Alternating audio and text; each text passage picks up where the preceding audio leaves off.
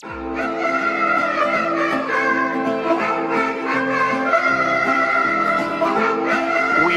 to build a wall, and it has to be built quickly.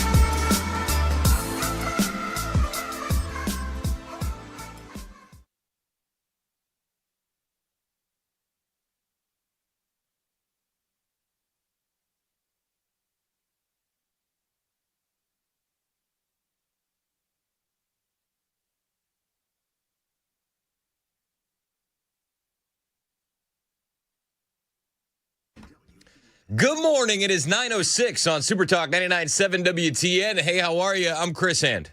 Show's brought to you by our friends at Better Water LLC, water filtration systems, water softeners, betterwater.com. You can listen to us anywhere. iHeartRadio, tune in the FM dial. You can watch the show. We're up and running. Super Talk TV is on YouTube, Rumble, Twitter, Facebook, Twitch, all the things. You understand we're trying to grow the digital footprint of the radio station, and you guys can help us do that. Hit like, hit subscribe on your preferred platform, or hit share or repost. We appreciate it when you do so. A lot to get to today. I was putting on the TV in here a second ago. And for some reason, Matt Murphy turned off CNN when he left yesterday. He didn't. That's a first. He didn't leave it on for us, so I was very confused. So I tried to turn the TV on, and I'm not one to do TVs, so I'm trying to figure it out. And I'm scrolling through, and I didn't want to watch CNN. I mean, understandably. Who wants to watch that? And I'm trying to find Fox News, and I don't know what number it is. So I'm scrolling through, and I got to on the guide. I got to like some Family Channel. Yeah. And the movie was titled A Wisconsin Christmas Pie. Aww. And I said to myself, that's enough scrolling for me. Yeah, I'm just going to turn this off. I don't want to know about that movie. Hallmark Channel stuff. Sounds gross. A little cheesy. we don't need that.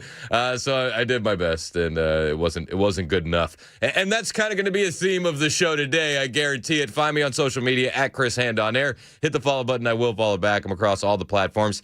Yesterday, I felt like Donald Trump took a different kind of tone with the Democrats than we have seen before. It's really about the government shutdown. Day 22.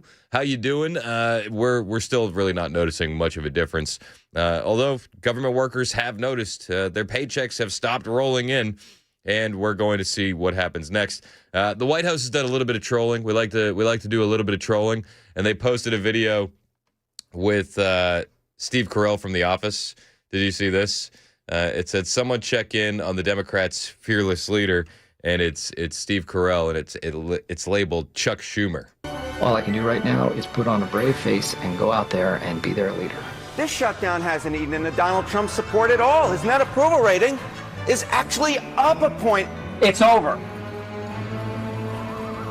We are screwed. Hey, that's it. It's called We Like to Do a Little Bit of Trolling. I like the music. That's really good. I think that's just generic music so they don't get yelled at by some beta artist again. Who was yelling at him? Was it Kenny Loggins? Yeah. Kenny. Come on. Come on, Ken. Calm down. It's not that serious. Just it's called We Do a Little Bit of Trolling. He didn't like the poop video. The poop being dumped on Harry Sisson.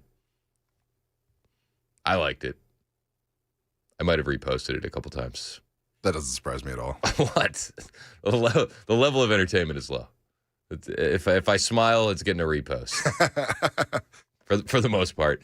Caroline Leavitt wasn't smiling when she's talking about the government shutdown yesterday, saying that, listen, the president will gladly meet with the Democrats as soon as they vote to reopen the government. Well, we're continuing to work very hard to try to reopen the government, Jesse, and we are now on day 21 of the government shutdown. Democrats have voted 11 straight times against the Republican-led clean continuing resolution to keep the government open. And it's quite peculiar because they voted for 13 times in the past for this exact same type of funding bill. As the president very clearly stated in the Oval Office today, he will gladly meet with Democrats to talk about health care or whatever other issue that they want to talk about. And by the way, it's the Democrats who created the broken health care system in this country through Obamacare that has led to rising premium and costs. It's this president, President Trump, who is taking on big pharma, who is cutting deals with them, who is working with insurance companies across the board to bring down the cost of health care in this country. But he's not going to have those conversations until Democrats simply vote to reopen the government. There are damning consequences every single day. Nearly 500,000 Americans are going without their paychecks right now. President wants to put people back to work, and he's calling on Senate Democrats to do the right thing, have a little bit of courage to stand up to their far left radical base and vote to reopen the government. But will they have courage? Chances are likely not, at least not today. I don't expect any courage popping up today inside Senate Democrats' little meetings that they have. There's no way. Chuck Schumer understands that if he votes to open the government, he's going to get primaried by AOC. And, well, one thing he likes more than an open government is power. John Thune echoed a lot of what Caroline Leavitt said yesterday when he was asked, well, why don't you just negotiate? He said, negotiate? You ever see the Allen Iverson practice? We're talking about practice? This reminded me of that. Is negotiate? We're talking about negotiations? Is that what we're talking about right now? This is about opening up the government. We have offered them several off-ramps now. The Democrats want something that's totally untenable, as Senator Barrasso said. I mean, they want $1.5 trillion in new spending. They want free health care for people who are non-citizens in this country. That is just a flat non-starter. It doesn't pass the Senate. It won't pass the House. It won't be signed into law by the president. What you do have is a bill that's passed the House, sitting at the desk in the Senate, that the president's prepared to sign to open up the government. So I'm not sure. People keep saying, negotiate. Negotiate what? We talk about negotiations. Negotiate? We're not negotiating. Negotiate what? The trillions of dollars for illegal aliens? Negotiate what exactly? I don't know what that is right now. The government needs to open up, and then we're happy to sit down and talk about any other issues that Democrats want to talk about. Open it back up. Democrats have voted, 11 times now to keep the government closed? Republicans have voted 11 times to open the government up. One Democrat told the truth yesterday. Senator Heinrich. He's a Democrat out of New Mexico. He did. He was on with Wolf Blitzer, and this is on CNN. And he did. He told the truth. I don't think he meant to tell the truth.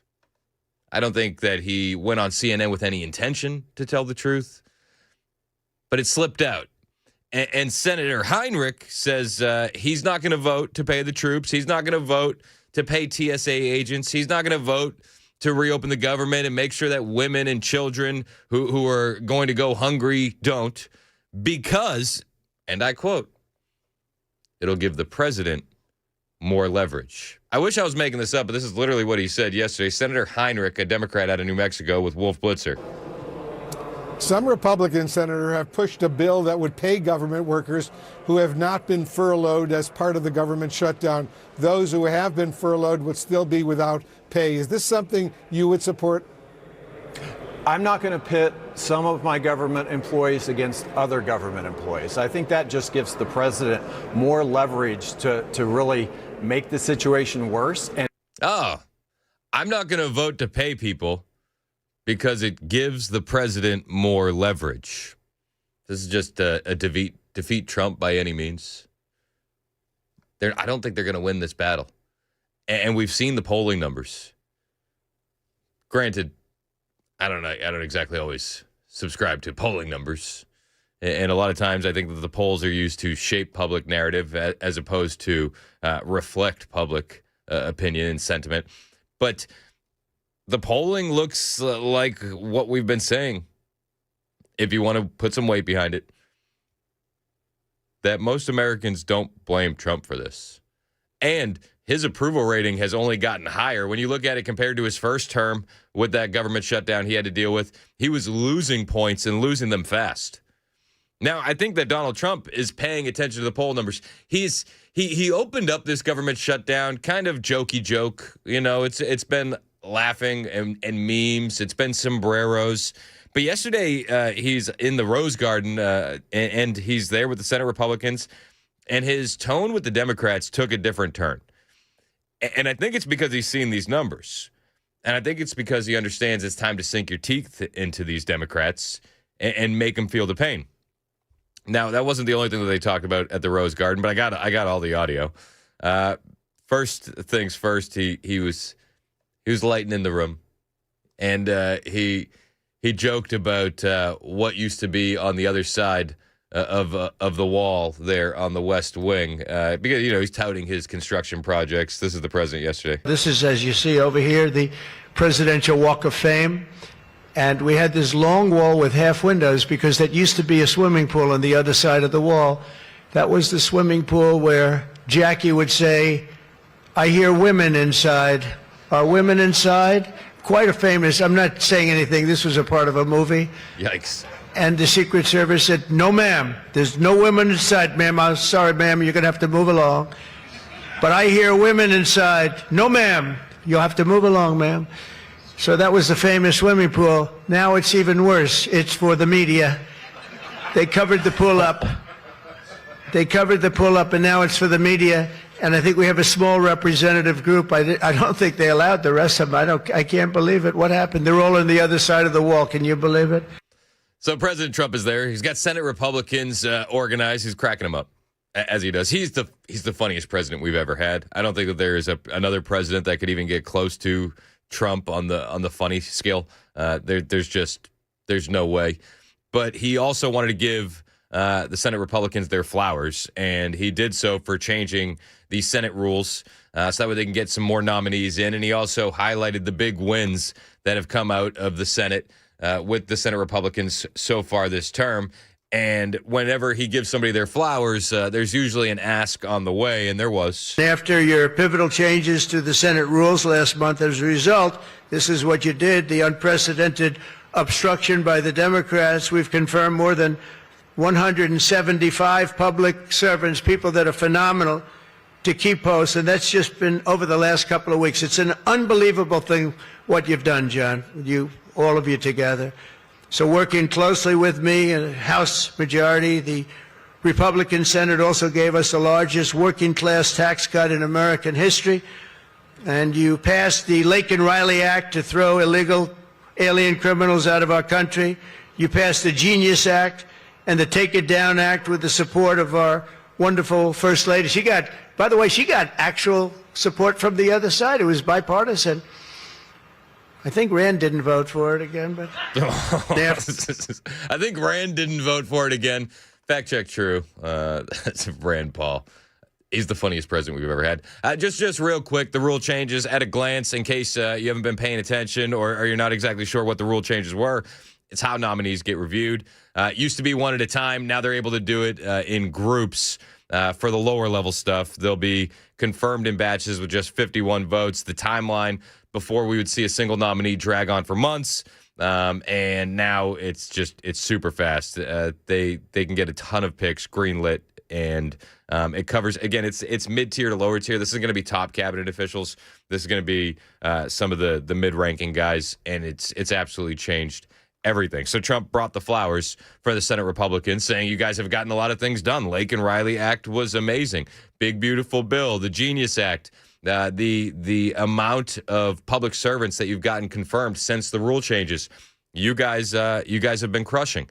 And, he gives them his flowers, and then there's an ask. And he did ask, this is before we get into all the government shutdown talk, he did ask for them to get Kate's Law passed, and he explains what Kate's Law is. This is the president yesterday. The one I'm going to ask you to vote for, and it's in the House now, and I hear it's doing well in the House, James. It's Kate's Law. A young lady named Kate Steinle, I remember it so well, probably 8 or 10 years ago now in San Francisco. She was holding hands with the father on the San Francisco pier, looking out into the water. This beautiful, everything was beautiful, but the person wasn't beautiful that did this. And this was an illegal alien that came into our country 5 times, was thrown out 4 or 5 times, they don't even know, but a lot, and came back and shot her through the head.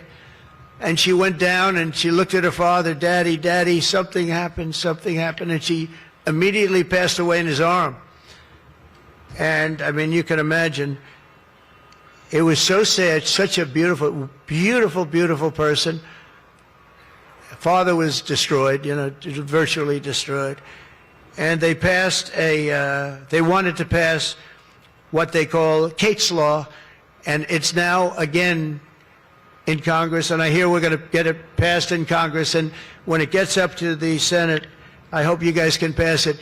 And basically, very simply, it says that if you're an illegal alien and you come in and you get thrown out, if you come back and get caught, you have to spend 10 years in jail. Very simple. Very simple. If they would have had that, Kate Steinle would be alive today. That was a big event at the time. If you remember Bill O'Reilly, for those of you that like Bill, I think I like Bill, but he was the one, he devoted his life to that law, trying to get it passed. I think it's time that we pass it. I remember that story, and I'm sure you do as well. I think that would be a great law to pass. Kate's Law. Why not? Who says no? Now, this is just setting the stage for Donald Trump to go full warrior on the Democrats and just roast them on the government shutdown in a way that we had not seen before. Yesterday marked a stark difference in how President Trump has been handling the government shutdown with public comments, I truly believe. And I think it's because he's seen the polling numbers. When we get back, I'm going to bring you some of those highlights. He goes scorched earth. And he does it in a way that only President Trump can. He doesn't just highlight the Democrats are ruining things and keeping the government closed. He highlights that when they have power, they can't do anything the right way. And he does it in a way that only Trump can. We'll bring you all those highlights on the way. There's a lot to get to. If you want to join the show, 615-737-9986. That's the phone number. That's the text number. You can also jump inside the chats on Rumble and YouTube. We're looking forward to seeing you over there. Hit like, hit subscribe, and don't forget there'll be video for all the audio you hear on your radio when you join us on YouTube or Rumble. 922, this is Super Talk, 99.7 WTN.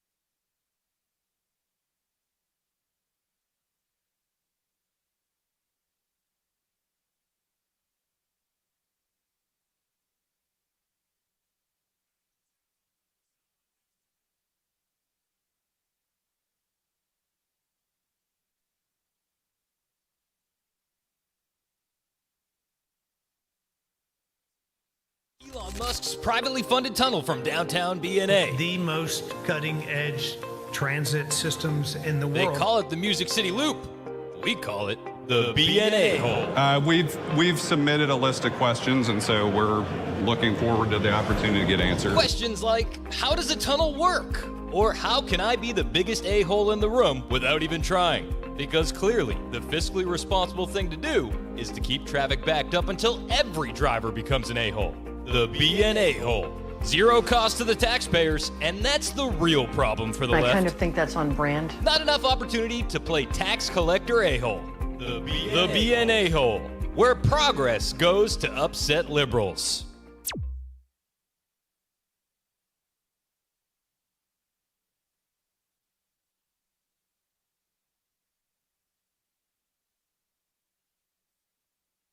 I'm Pastor Alan Jackson, and I'm excited to invite you to join me for my brand new show on Super Talk 99.7 WTN.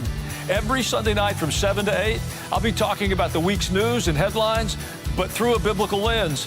Together, we'll look at what's happening in our world and how God's Word can guide us through it. Join me, Pastor Alan Jackson, Sunday evenings at 7 on Super Talk 99.7 WTN, and you can listen on iHeartRadio and tune in.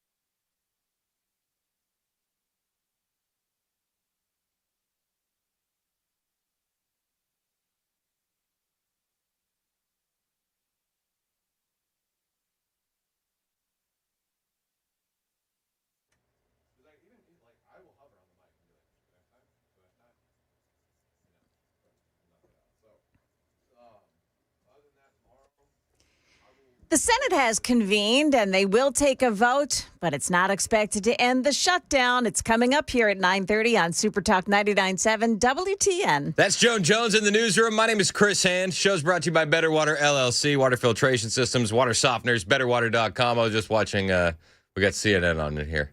I got it turned on after I saw the Christmas movie. I found it. Sorry. Was it a Wisconsin Christmas pie? I'm telling you, you'll like that movie better than watching CNN. It's fair. That's actually fair. Because I'm sitting here and I'm getting enraged by CNN. Yeah, I can't blame you. They just ran a Chiron. It's emotional propaganda is what they're going for. Like, just full disclosure, spoiler alert. They ran a Chiron, which is the lower third of the screen, the text box. That's the technical term. It's Chiron.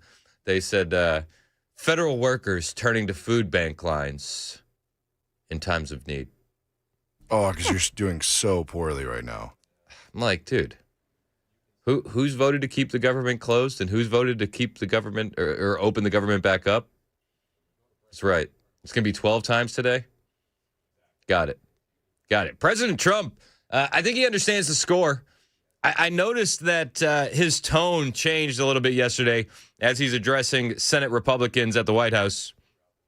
It definitely changed. And I think it's because he's seen the poll numbers. I think it's because their own internal polling shows that the average American isn't blaming the Republicans for this.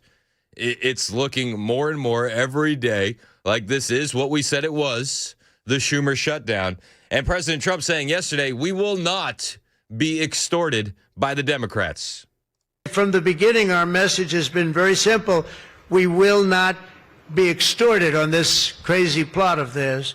They've never done this before. Nobody has. You always vote for an extension. Chuck Schumer and the Senate Democrats need to vote for the clean, bipartisan CR and reopen our government. It's got to be reopened right now. We'll have more from President Trump addressing Senate Republicans yesterday at the White House when we get back. He does. He goes full scorched earth. He just rails against them in a way that no other, I don't even think any other Republicans could do it. He goes at them from a contractor's perspective, and the way he brutally eviscerates them. It's a sight to be seen. We'll play it for you next. You can watch it. There'll be video to go along with the audio on YouTube and Rumble. Make sure you join us over there. Hit like, hit subscribe, share the show with your friends. 9:30, Super Talk, 99.7 WTN.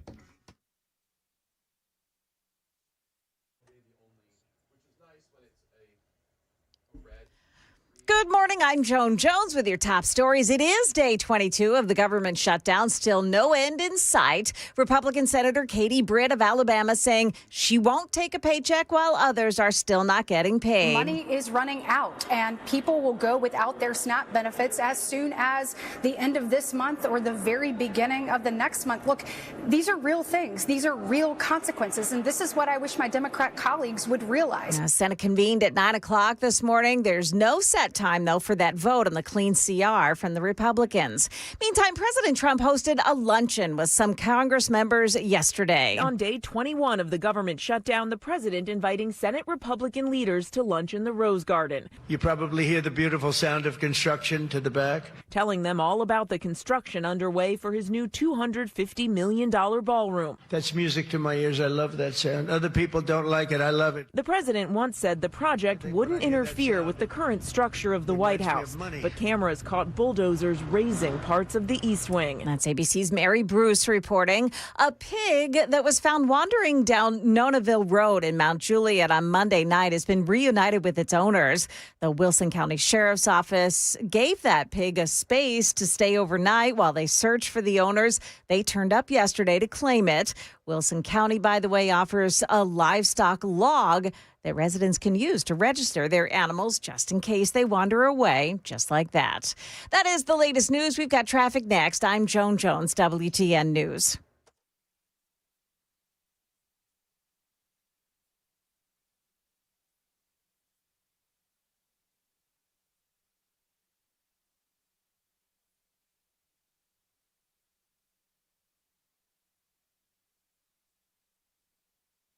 Hey, what's up? It's Chris Hand here for my friend Shane Ring over at Cover Nash. A lot of people have open enrollment here this time of year, and you might think that you got good coverage. I would suggest that you talk to Shane Ring. You might find out that even the coverage your company is offering is going to cost you a lot more than what Shane Ring could get. And he's going to simplify the whole process for you. If you're tired of health insurance that feels like a math test, confusing percentages, surprise bills, talk to Shane Ring. He's going to make it simple. The Cover Nash is a brand new nationwide PPO plan that gives you the freedom to pick your own doctors anywhere in the U.S. No referrals, no red tape, just a $250 deductible, a flat $50 copay for any doctor visit, even specialists. Outpatient surgeries, only $250. Hospital stays, just $1,000 total. I could go on and on and on, but here's the kicker. No surprise bills, no hidden fees, just real protection from real providers. And if that's not the perfect plan for you, Shane works with over 75 top-rated companies, and they'll find something that fits your budget and your needs. If I'm a betting man, Shane is sitting by his phone right now, and he's going to answer your call this instant. 615-465-0023, 615-465-0023, or find him online, covernash.com.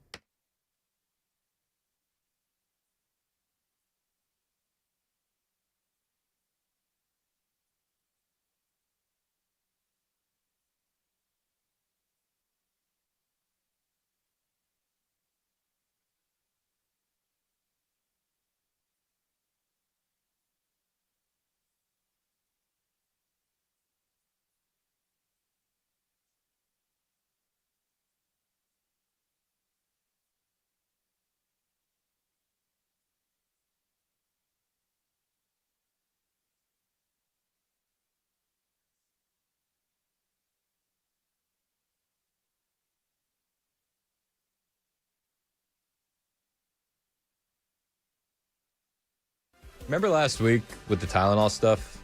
Yeah. Okay. And then Britain, they came out and they said Don't listen to anything Trump says. You remember that?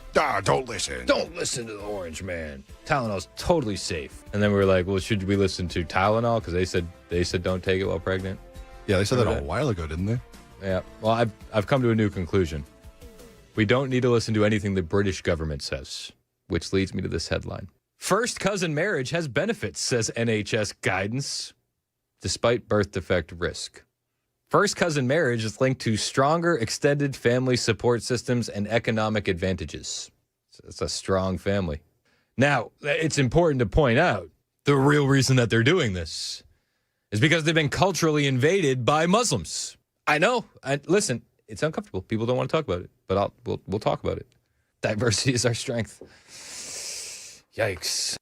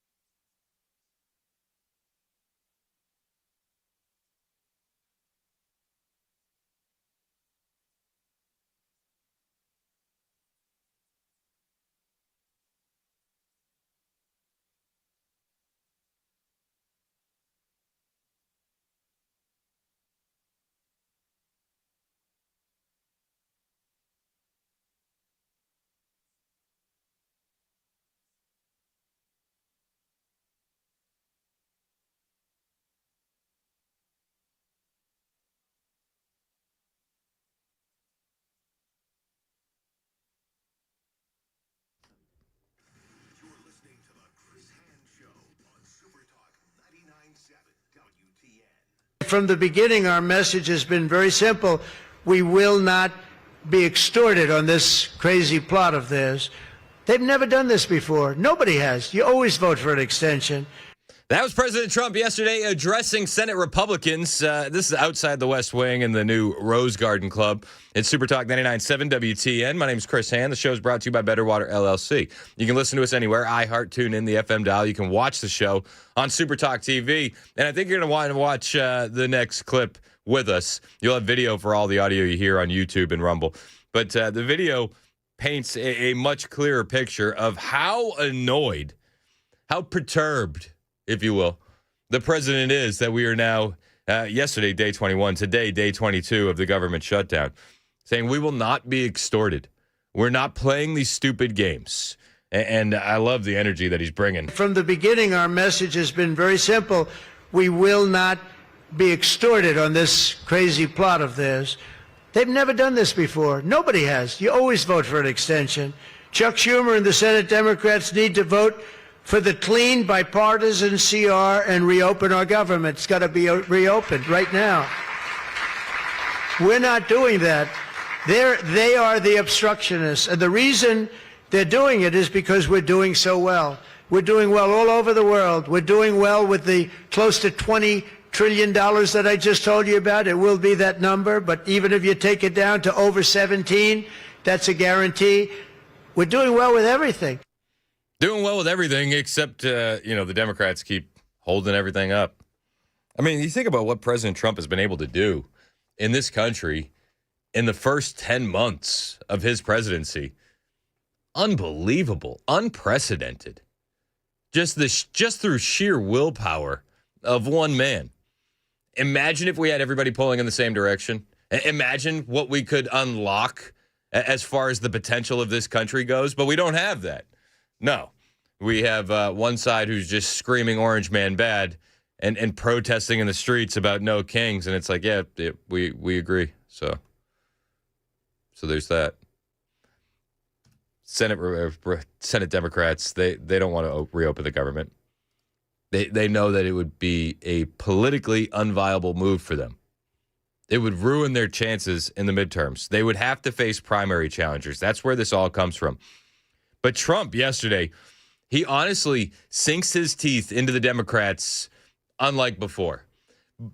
From the jump of the government shutdown, it was memes, it was sombreros, it was fun. And we laughed about it.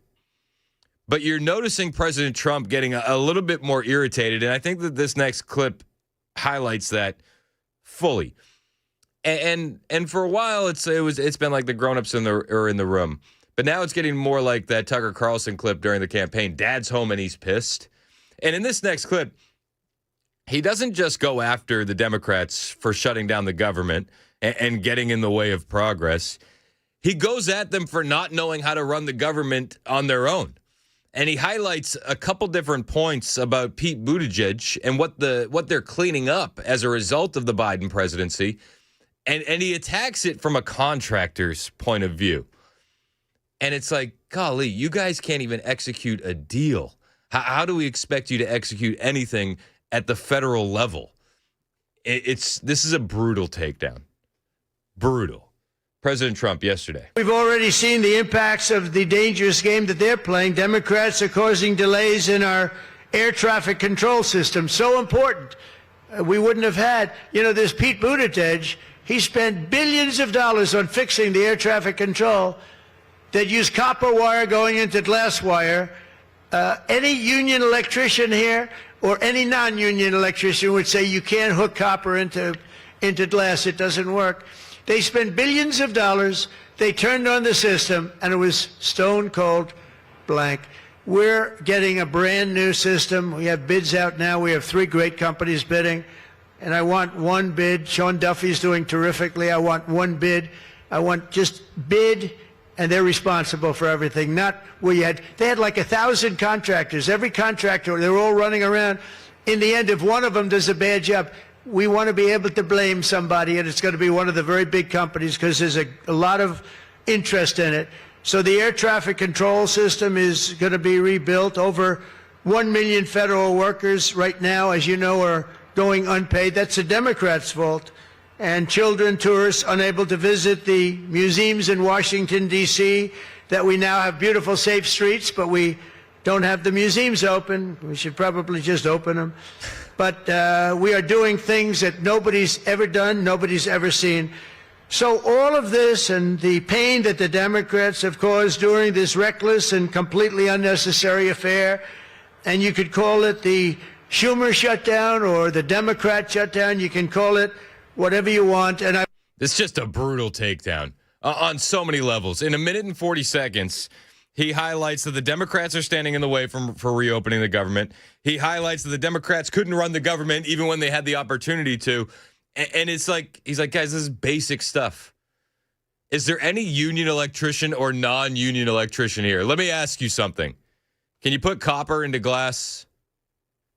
He's like, any of these guys would tell you it wouldn't work. The Democrats, though, they powered through.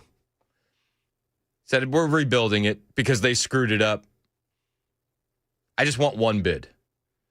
I need one guy to bring me one bid. The Democrats can't execute basic deals. So they have 1,000 contractors running around doing 1,000 different things. I'm not going to tell you that I'm like a contractor by any stretch of the imagination, and more power to contractors. I couldn't do that job. But there's certain things that are just basic, right? Like, that seems basic. Seems like the president's like, let's just do things with a hint of common sense. The Democrats couldn't do that. The Democrats couldn't do that at all. So they wasted our money, and now the government shut down, and we're not paying these people to go and get their jobs done at air traffic control. And he loops that all back in. The Democrats did this. I love it when he goes, the museums. We have a safe DC, and now our museums aren't open. And then he goes, we should probably just open them anyway. And I love that energy, and I love that vibe. Like, let's just go ahead and do the work, even though the Democrats don't want to. Like, what are we doing? Why are we allowing a fringe group of radical leftists dictate how we're going to run our country? You guys lost. You're acting like petulant children. You're not going to win this battle. You can't even execute a simple deal to rebuild the air traffic control system. How does any voter have faith in the Democrat Party to do anything? anything. President Trump, I honestly, I think that was a different tone than what we've seen before. I think he was vicious. Not in a mean or belligerent way, but just in a calm, smooth, these are the facts kind of way. Like, I'm not mad. I'm just disappointed. It hurts. It cuts to the core so much more. Trust me, I have 4 kids. I've used that line plenty of times. I'm not mad. I'm just disappointed. It's like, oh, you got me. You got me. It's kryptonite for these kids. And I think that's what the president did with the Democrats yesterday. He just treated them like children, like incompetent little kids. And that's what you should do. And when you don't want to play ball, you don't want to follow instructions, you don't want to do things the right way, well, then there's going to be some repercussions. And the repercussions in this case is one Ross Vogt, the director of the Office of Management and Budget. And Donald Trump brought him up at this speech as well. He said, you know what they call him? They call him Darth Vader. He did. He brought it up. Not to be confused with President Obama, who's making his own Death Star in Chicago, which looks like just crap. Absolutely wild. What? It looks like a prison. Did you see the man on the street? Benny Johnson did Man on the Street, and he's asking Chicago residents what they thought about Obama's library. And they're like, it looks like a prison, sir. There's no windows. Looks like a federal penitentiary. Yeah, it looks awful. Looks off. And you know it's all screwed up, too. Oh, absolutely. They poured concrete for the walls, and then it didn't set right. And there's cracks all up and down it, so they're going to have to redo it all. More money wasted. Nailed it. Again, highlights, Democrats can't do anything right. No. But when they don't want to get along or go along to get along, well, there's going to be repercussions. And Donald Trump brought up those repercussions in the form of, one, Darth Vader. And I will say this, that we have Darth Vader. You know Darth Vader, right? Darth Vader is a man who, I think he's sitting right. Is that Darth? Stand up, please, Darth Vader. Is that Darth? Stand up. Does everybody know? They call him Darth Vader. Is that Darth? Darth, stand up. Everybody give Darth a hand.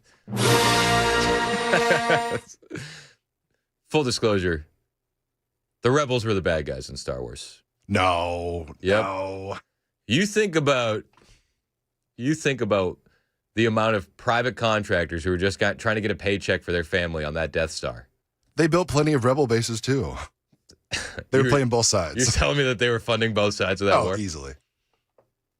They were probably funding both sides of that war. Yeah, you don't get a enclosed encampment like that on Hoth in the middle of the freezing cold without playing both sides. They were probably right. But still, a lot of innocent contractors were killed because of Luke Skywalker's recklessness. Yeah, I will give you that. He killed all those people. Not a good guy.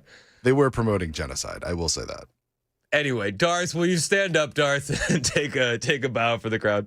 I call him a fine man, but he's cutting Democrat priorities, and they're never going to get him back. And they've caused us, and they've really allowed us to do it. And by the way, thank you. You're doing a great job, I have to tell you. So really a great job.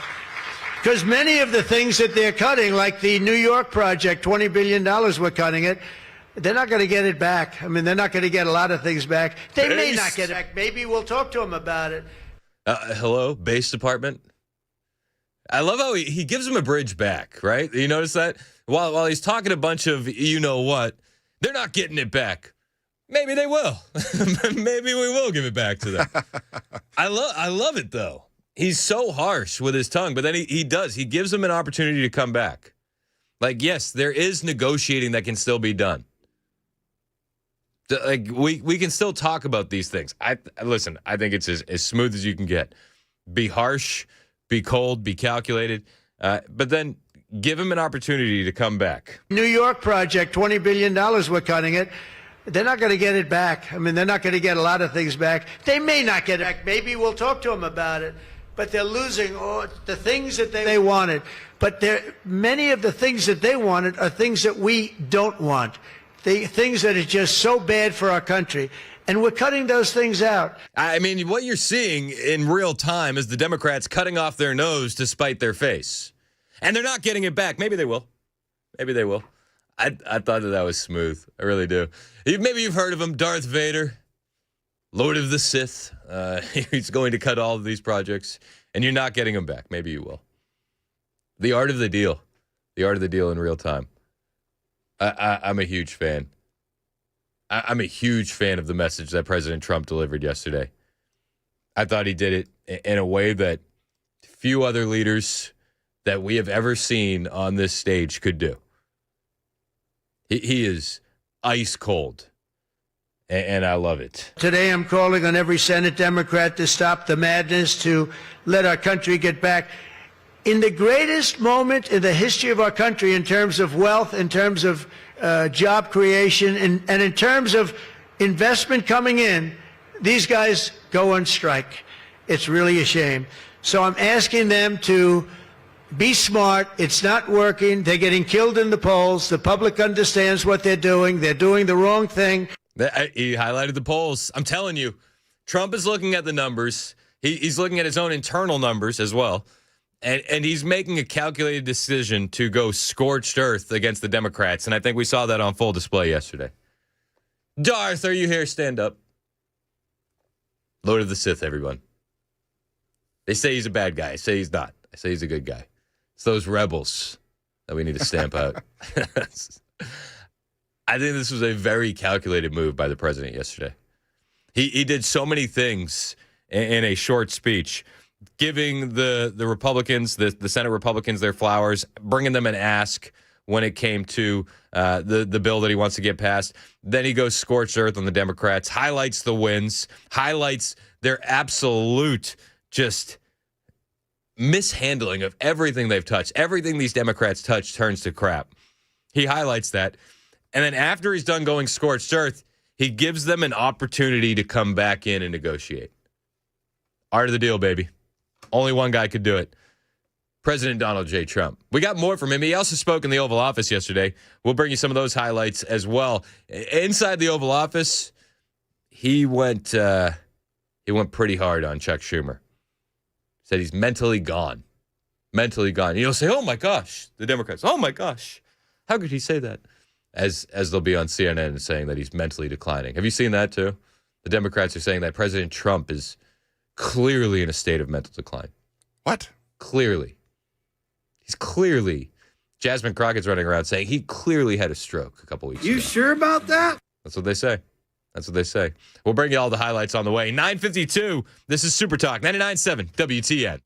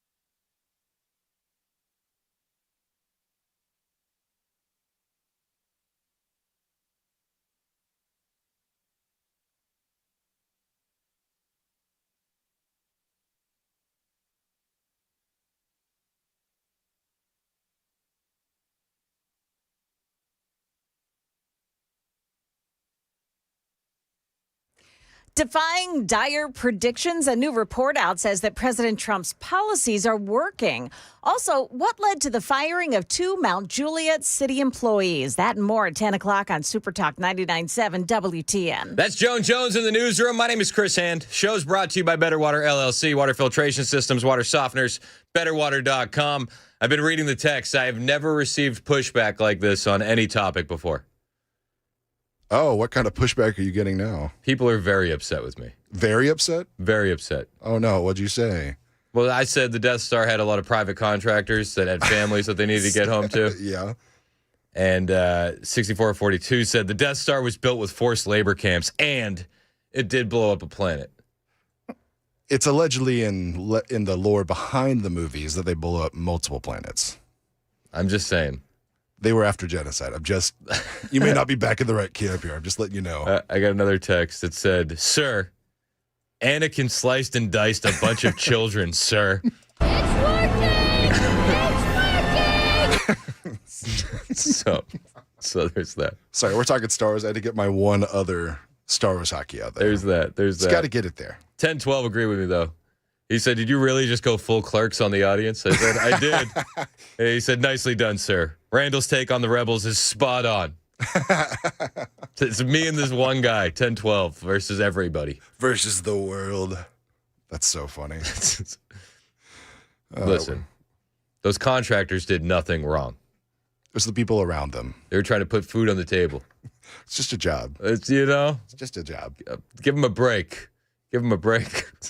We got more from Trump inside the Oval Office when we get back. 10 o'clock, Super Talk 99.7 WTN.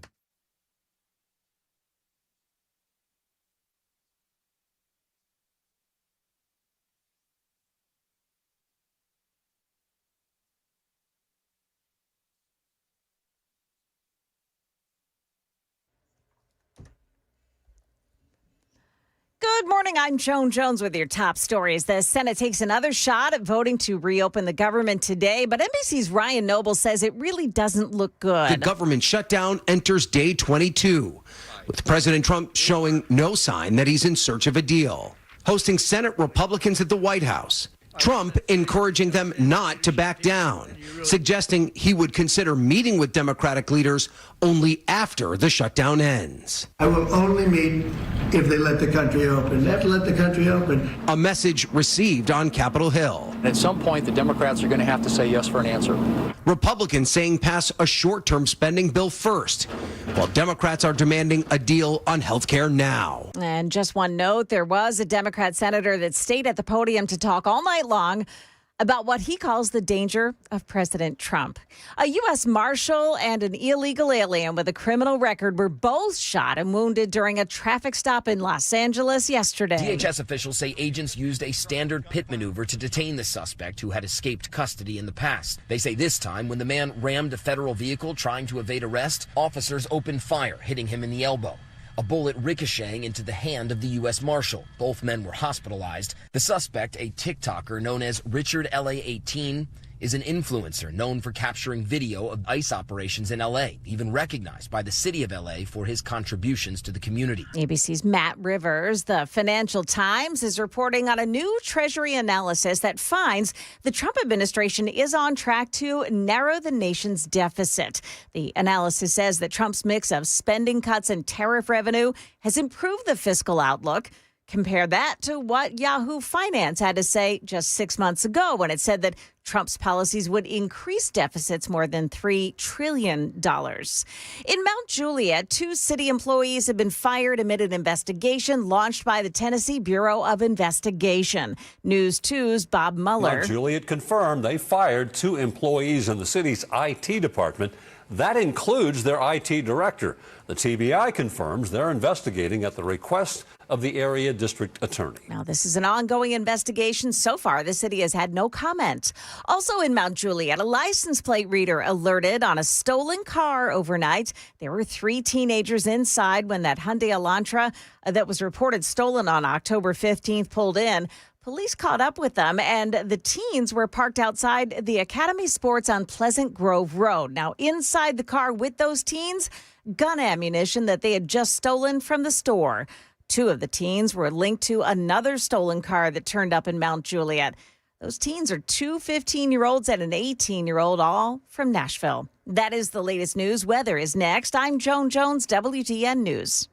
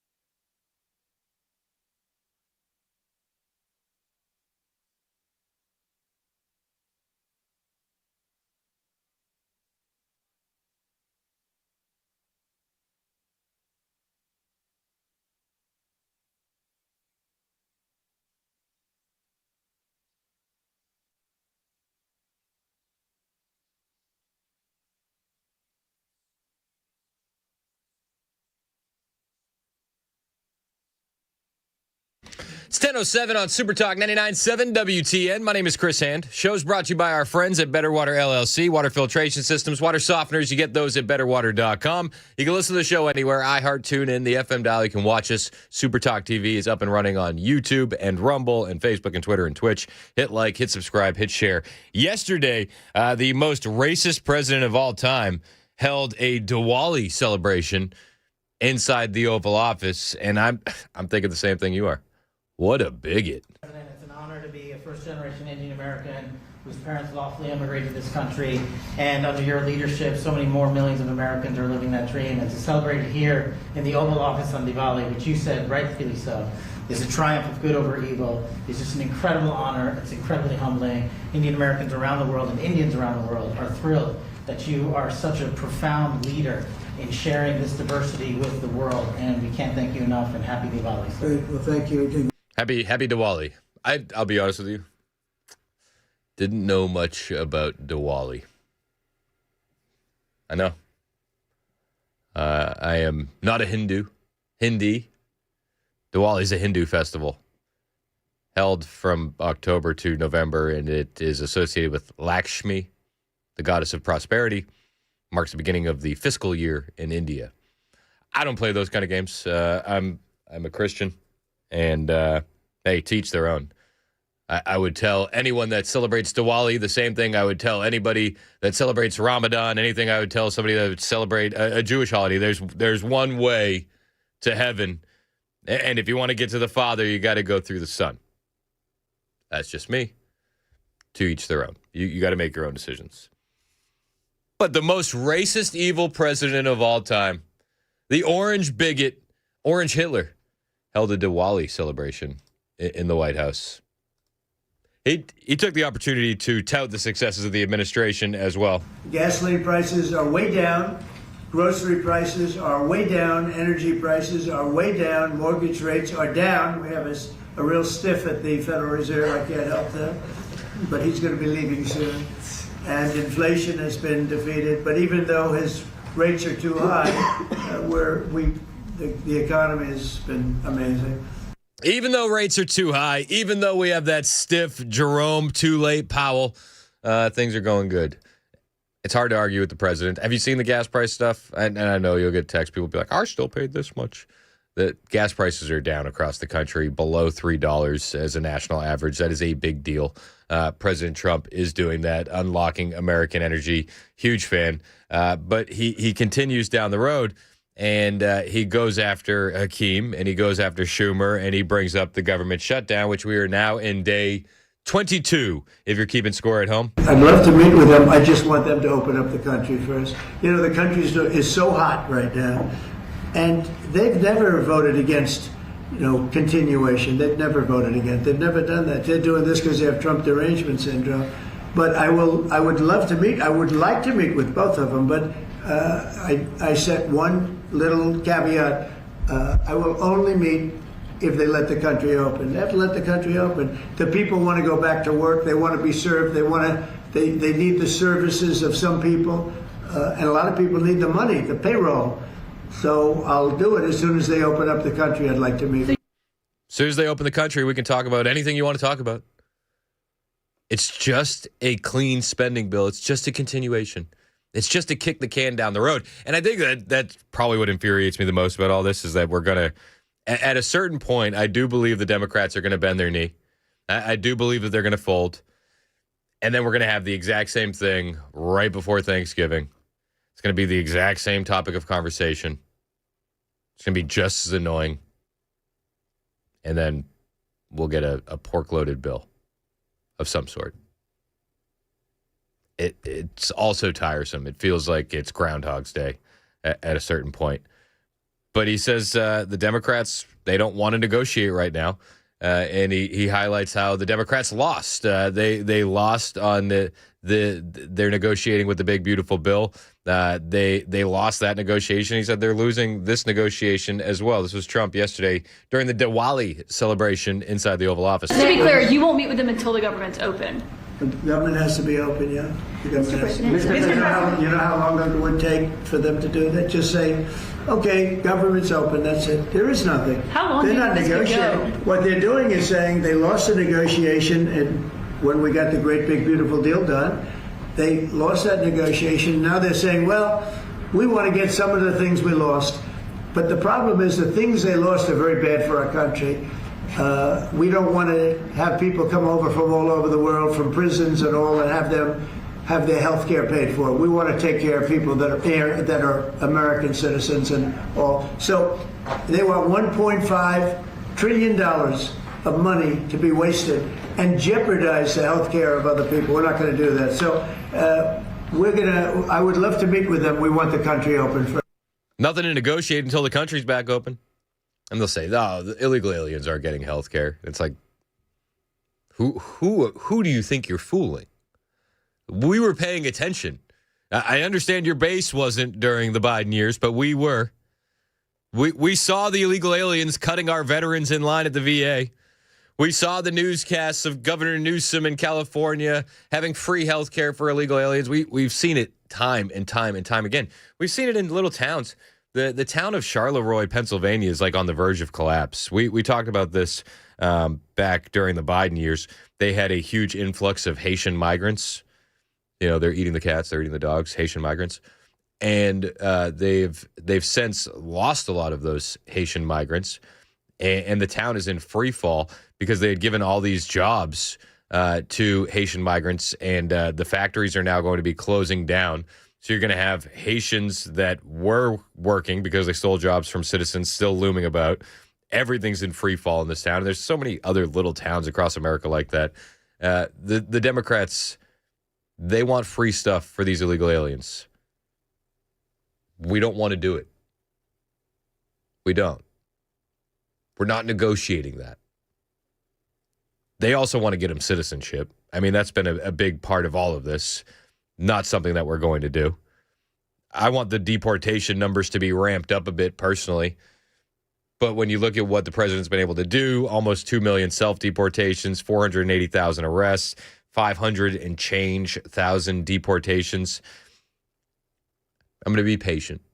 I'm not going to be patient with the Democrats, though. And it doesn't seem like Donald Trump is going to be patient with the Democrats either. He said Chuck Schumer is shot. He feels bad for Chuck Schumer. Schumer's shot. He's shot. This poor guy, I feel sorry for him. I've known him for a long time, but I think he's mentally gone. He's been beat up by young, radical lunatics. And I think Chuck Schumer he's gonzo. I really do. I think he's probably not going to run. It shows that he's losing in every poll. Now, this is hard. He wants to meet with me. It's sort of hard to meet with a guy after I make a statement like that, but I'm just giving the facts. I think Chuck is probably finished. I know some people, Democrats, that would be good. Some good politicians and some, reasonable people. But I understand that they would not have a chance of, getting even the concept of holding the torch. They're not going to get it. But they have some people that I really believe they're low IQ people. They're stupid people. And they seem to be leading the party. So we'll see what happens. Look. He says they seem to be leading the party. I think that those stupid people are put there by design. So that way they can have their strings pulled from behind the scenes. That's my own opinion. But, I mean, you look at somebody like an AOC or a Jasmine Crockett, and you have a hard time thinking that their thoughts are their own. It wasn't all government shutdown yesterday. It was a lot of it. And make no mistake, I think Trump has changed his tone when it comes to dealing with the Democrats on the government shutdown. And I like the harder approach that he's taking. I think that he needs to take that approach because the numbers reflect that the American people agree with him and side with him on the government shutdown. So lean in and go scorched earth. Huge fan of that. But there were other things that were discussed yesterday. One of those was a big story that has been taken shape. Trump demanding the DOJ pay him $230 million for cases against him. This is how The Independent lays it out. President Donald Trump is reportedly demanding the Justice Department pay him $230 million in compensation for the federal investigations into him, a settlement that could ultimately face approval by one of his former lawyers, Deputy Attorney General Todd Blanche. Trump's demands, reported first by the New York Times Tuesday, are related to two complaints made through administrative claims process that he submitted regarding the probes by the Justice Department. One submitted in 2023 seeks damages for violations of his rights regarding the special counsel and the FBI investigation into Russia interference in the 2016 election. Sources familiar with the matter told the Times. The other, filed in 2024, raises complaints that the FBI violated the president's privacy while searching his Mar-a-Lago residence in 2022 during the alleged mishandling of classified documents case.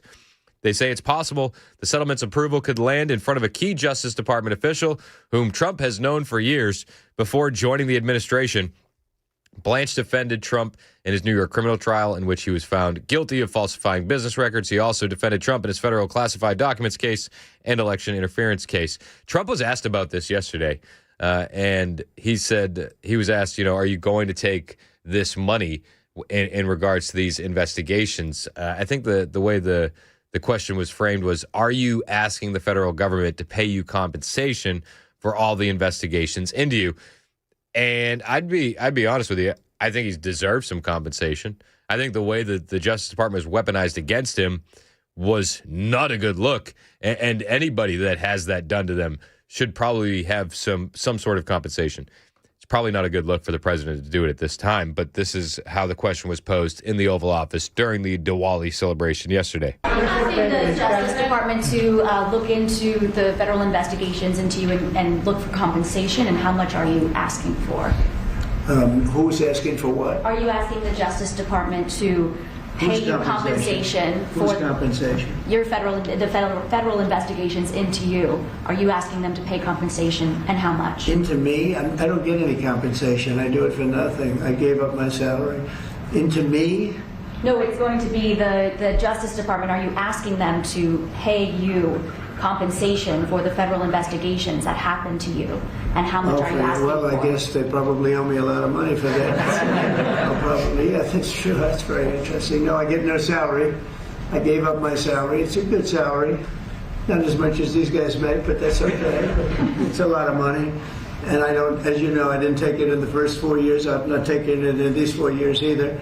But as far as all of the litigation, everything that's been involved, yeah, they probably owe me a lot of money.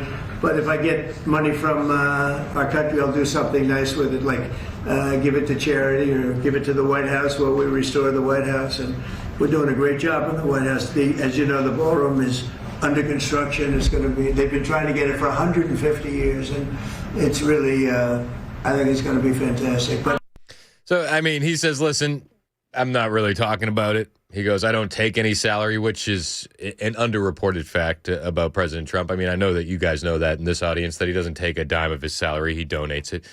He says, if they do give me some money, well, I will donate it into something, maybe a charity, maybe the ballroom, which is going swimmingly. The Democrats are very upset about that. Scott Jennings was asked about this the other night, and I tend to agree with Scott here. Why would you want to give the Democrats any kind of ammunition at this moment, especially in the forms of this? Scott says, listen, you should probably pump the brakes on it. You should probably not go that whole route. He says his personal advice would be for the president to table this until he leaves office. I would also say that that's probably the best move. Not that President Trump isn't owed it, but why would you give the Democrats any ammo in any of this? Because that's all you'd be giving them is a talking point and a narrative and some spin. Do your best to limit handing that over to your enemy. It's 1021 Super Talk 99.7 WTN.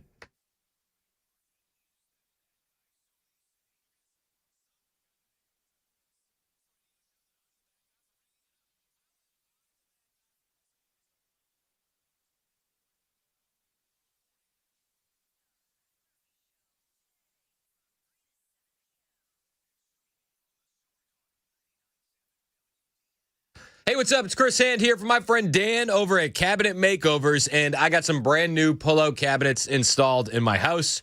I'd be lying to you if I told you I thought I was going to love them as much as I do.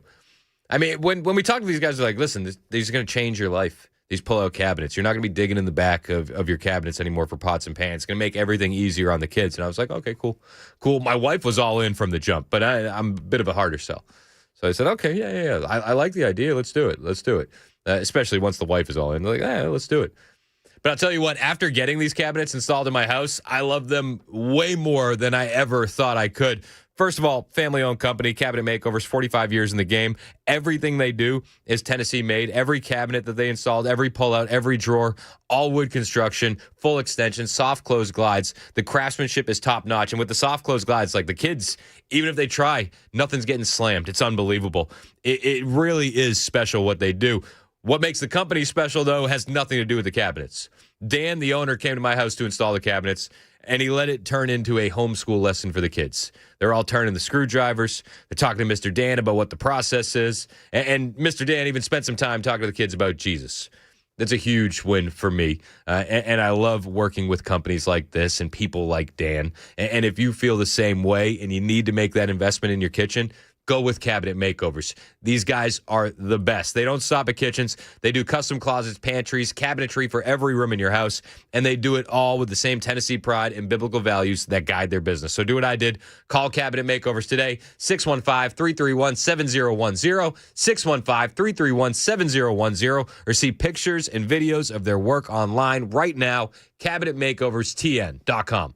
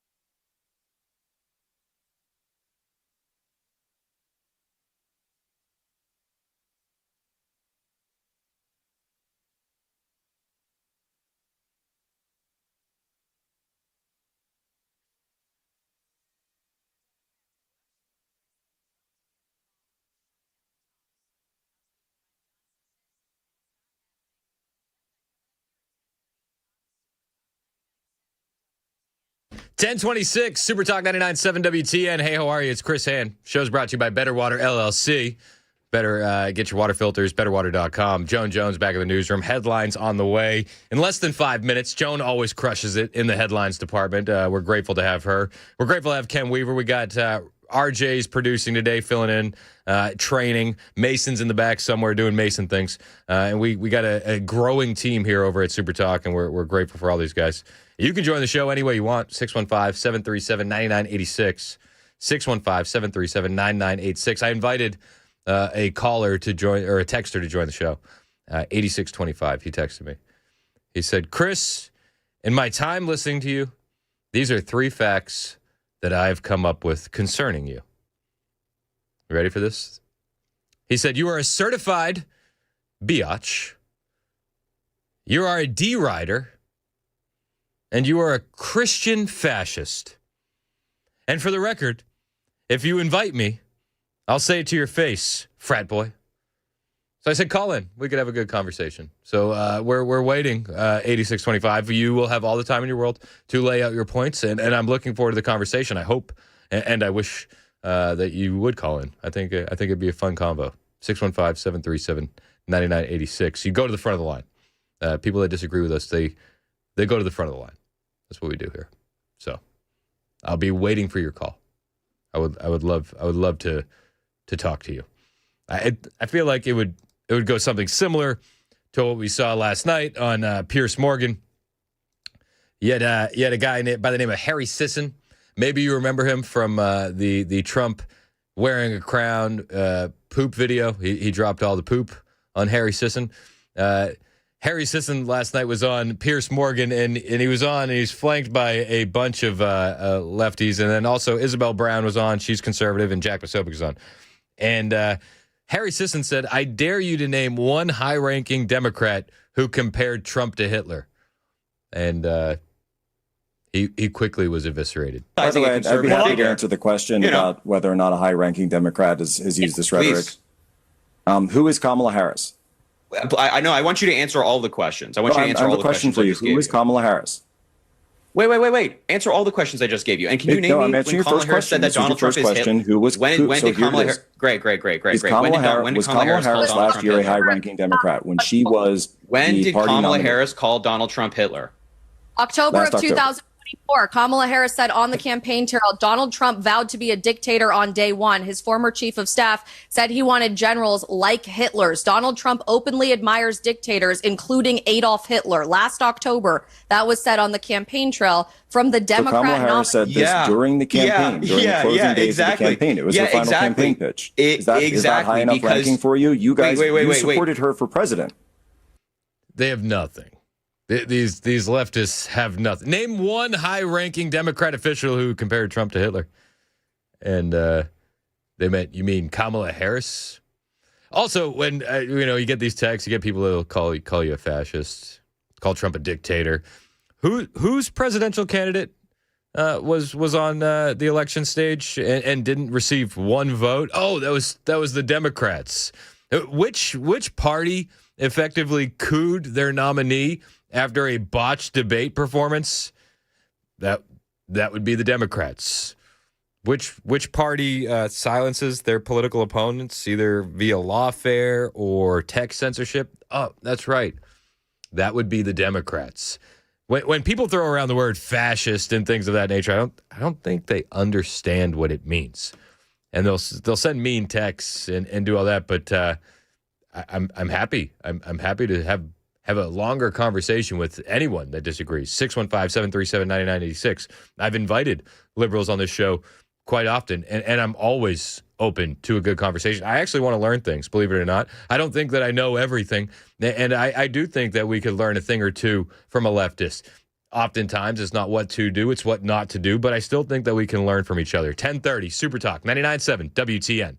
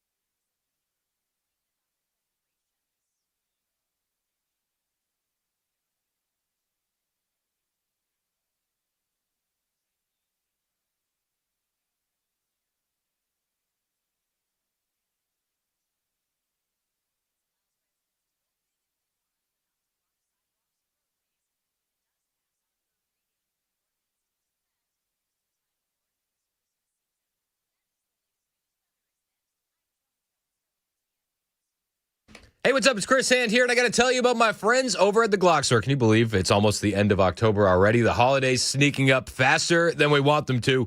And if you're thinking about throwing a party, either for your work crew or some friends or just an excuse to get together, why not make it a party that people actually remember and host it at the Glock Store? They have the best event space that can handle groups from as little as 10 to up to 100 people, plus your own private shooting room with a professional firearms instructor on hand. And your party will have the option to go full auto. Tell me that that's not the most American Christmas party that you've ever heard of. Spoiler alert. It's the most American Christmas party you've ever heard of. And it's only going down to the Glock Store. Here's what you do. Call the retail showroom today. Ask for the retail manager, 615-682-6565, and they'll help you with all the details. They'll even set up catering if that's what you guys need, 615-682-6565. These dates fill up fast every year. So if you want to get your party locked in, you should do it today. That's the Glock Store, minutes from the airport, worth the drive from anywhere. Call them right now, 615-682-6565, and say, I want to host my party at the Glock Store.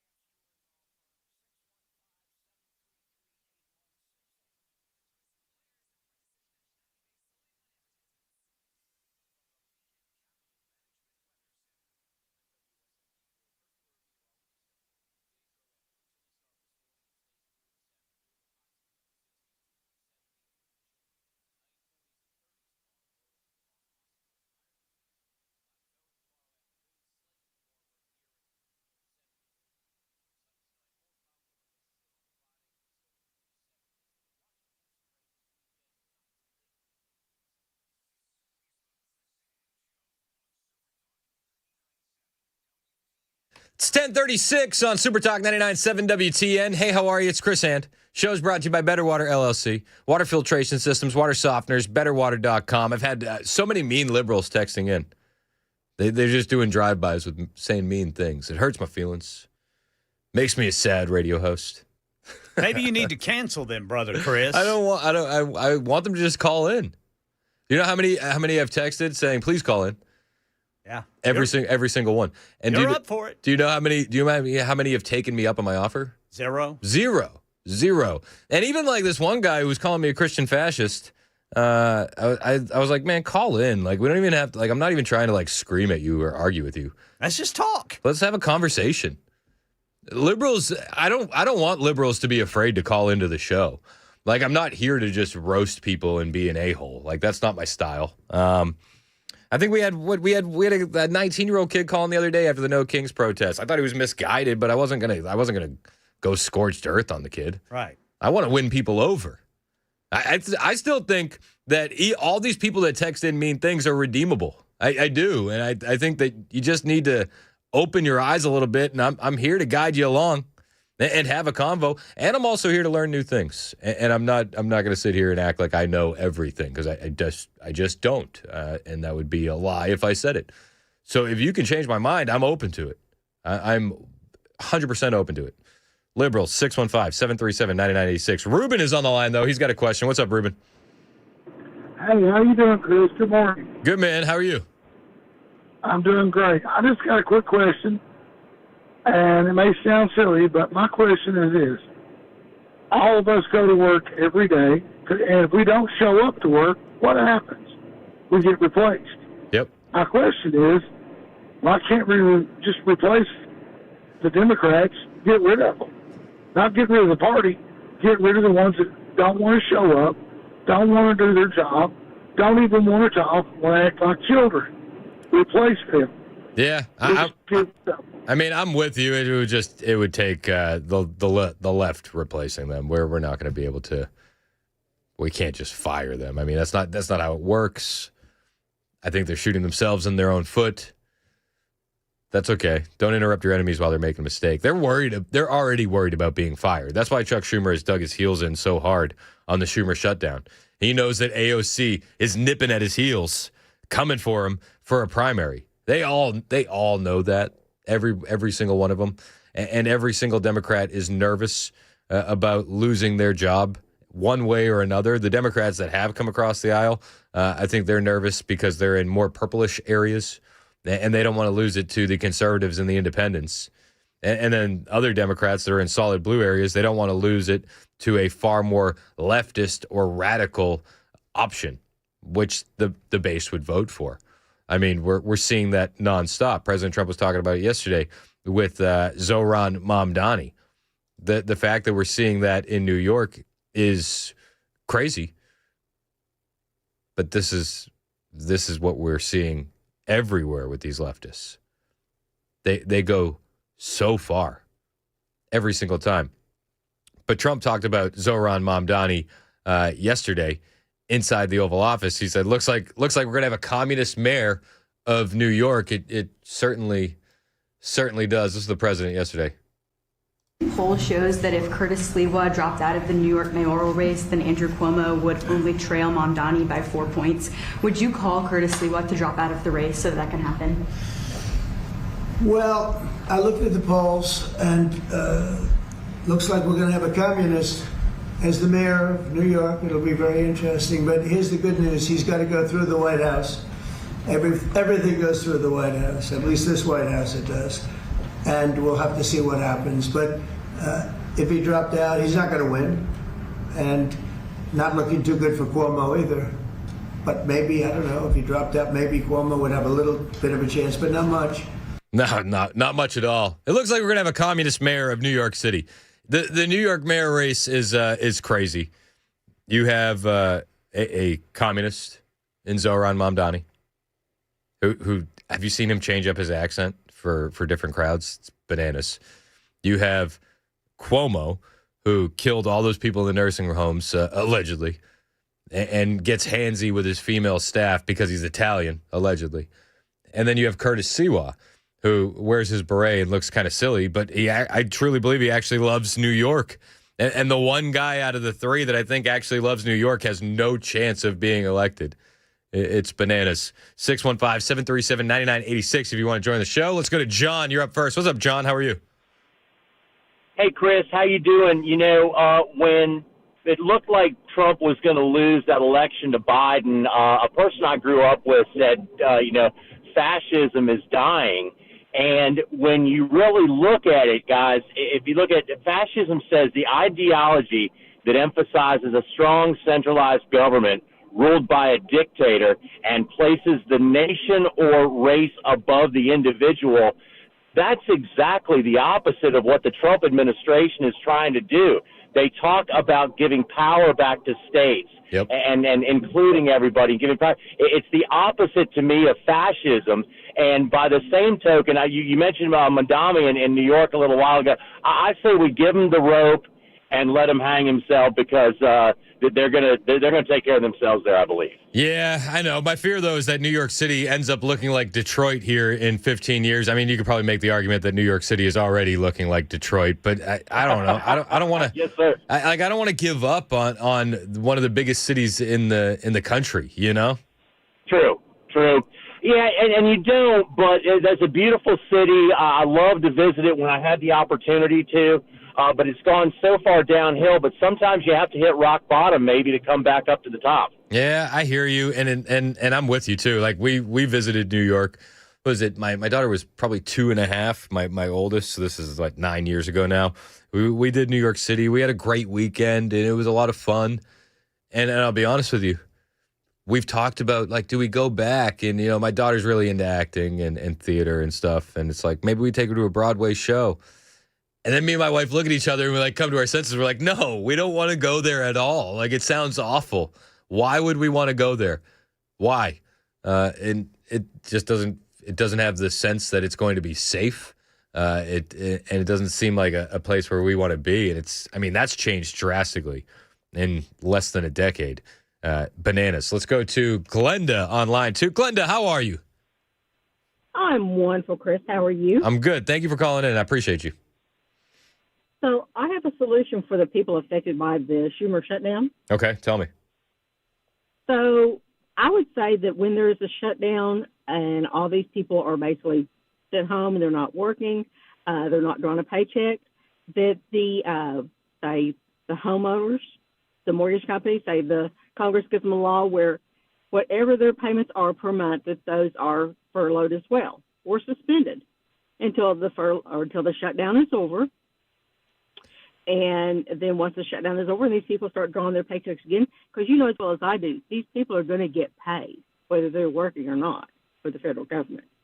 So that's when they come back and they get their money and they have no penalties, no fees or anything else. They're obligated to get caught up on their payments. Yeah, I kind of get where you're coming from. I don't know how that would look in practice, and I don't know what that would mean for anybody coming to the table to negotiate. Like the pain helps a little bit. Do you know what I mean? Well, look at it this way. Who's going to have the most if all of a sudden the banks are having to suspend these mortgage payments and these credit card payments? Who's going to start howling them when they don't have that money coming in? Fair enough. Hey, I appreciate you thinking outside the box, Glenda. I don't know if I would necessarily go that route, but I do get your thinking. 615-737-9986 if you want to join the show. Still waiting for a liberal to call. Still waiting. Still waiting for a liberal. You've given out the phone number to some in the YouTube chat, and no one's taken up the offer. It's like they're scared. Yep. Oh, never mind. I'm getting threatened again. That's nice. Your threats mean nothing to me. Just so you know. To 8625, nothing. 615-737-9986 if you want to call in and have a conversation. We can talk about anything you want to talk about. 615-737-9986. I did want to talk about what happened in Los Angeles yesterday. There was a TikTok influencer who got shot. 44-year-old illegal alien from Mexico living in South Los Angeles, who is now being charged with assault on a federal officer. He's expected to make his initial appearance tomorrow at the Roybal Federal Building in downtown L.A. and would face up to 8 years in federal prison if convicted. So it all happened yesterday morning. His name is Carlitos Ricardo Paredes. And what happened is, this is an illegal alien TikToker who pushes out a bunch of content on where ICE is. And this is what he's known for on TikTok. He's known in the illegal alien community in Los Angeles. And he's also known to DHS officials because of this. These guys aren't sitting on their hands waiting for the bad guys to come to them. They're actually being a lot more proactive. So while this is going on, they find the guy. When they find him, Piraeus decides to ram his car into agents' vehicles. They box him in order to get him out of the vehicle and arrest him.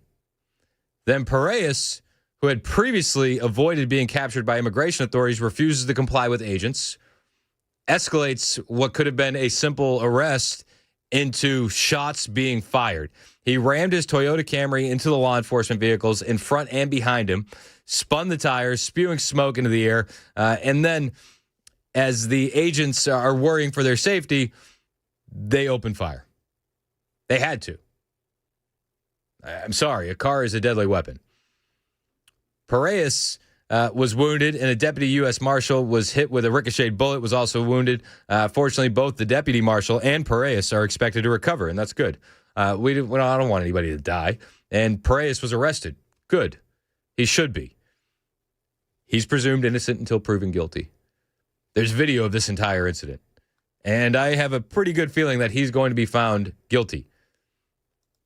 But the story caused a bit of an uproar. I mean, again, this is a big-time TikTok influencer. So when people find out that he's been arrested, well, more people start showing up outside the hospital. Protesters show up outside the hospital. Can you get this video on the screen for me, RJ? You got a ton of protesters showing up outside the hospital and then having a bit of a confrontation with police, which is insane. The guy goes by Richard L.A. on TikTok. Again, he was brought to the hospital after being shot by DHS agents after he rammed his vehicle into the agents' vehicles. The hospital refused any visitors. The protesters showed up anyway. They were very, very upset. Then something else interesting happened.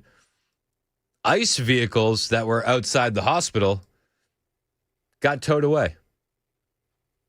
What can only be described as just a coincidence, right? Has to be a coincidence. According to the tow truck driver, the hospital called for the tow. What is going on in this country? So the hospital is trying to protect the illegal aliens and get the ICE vehicles towed away? Is that what we're seeing? Is this impediment? Is this crossing the line? Somebody call Tom Homan. I feel like lines are being crossed here every which way.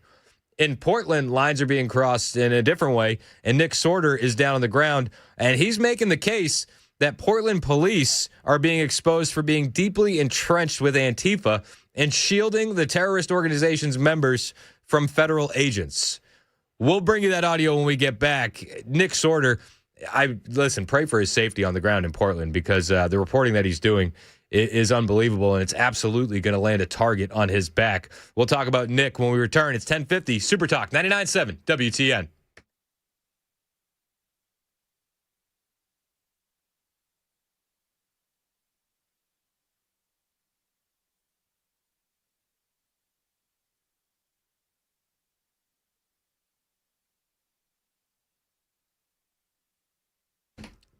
.51 on Super Talk 99.7 WTN. I'm Chris Hand, and I got to tell you about my friends over at the Wellness Institute of Nashville. You want to get back to a pain-free life? Are you tired of the back pain, the neck pain, the knee pain, ruining everything? Well, you can get back to that pain-free life, and you can do it without breaking the bank.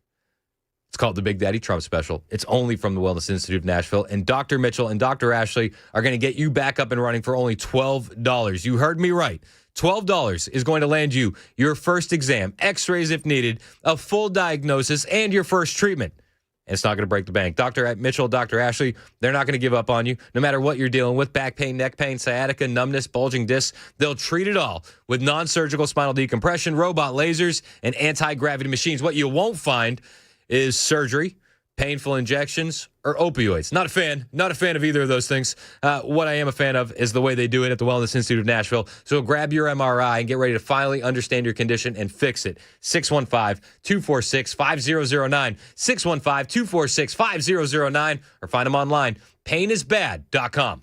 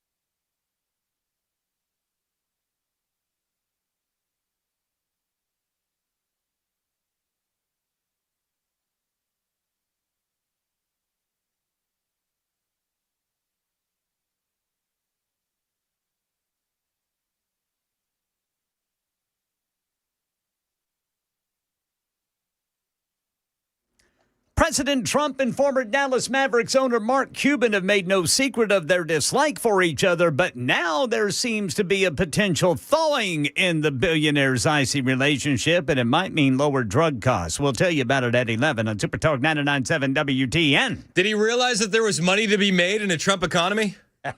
Is that what happened? You'll have to wait to hear, Brother Chris. Seems like that happens with a lot of folks. Once they're done being angry about the orange man being bad, and they realize that, well, the economy's actually looking pretty good. The investments coming into the country actually look pretty good. Maybe I want to get in on this reshoring of our manufacturing base. And people seem to change their opinions. Isn't that weird how that happens? It's weird. Many such cases. Nick Sorter is down in Portland. Nick Sorter is a fantastic reporter. And he's making the case last night on Fox News that Portland police have been exposed for being deeply entrenched with Antifa.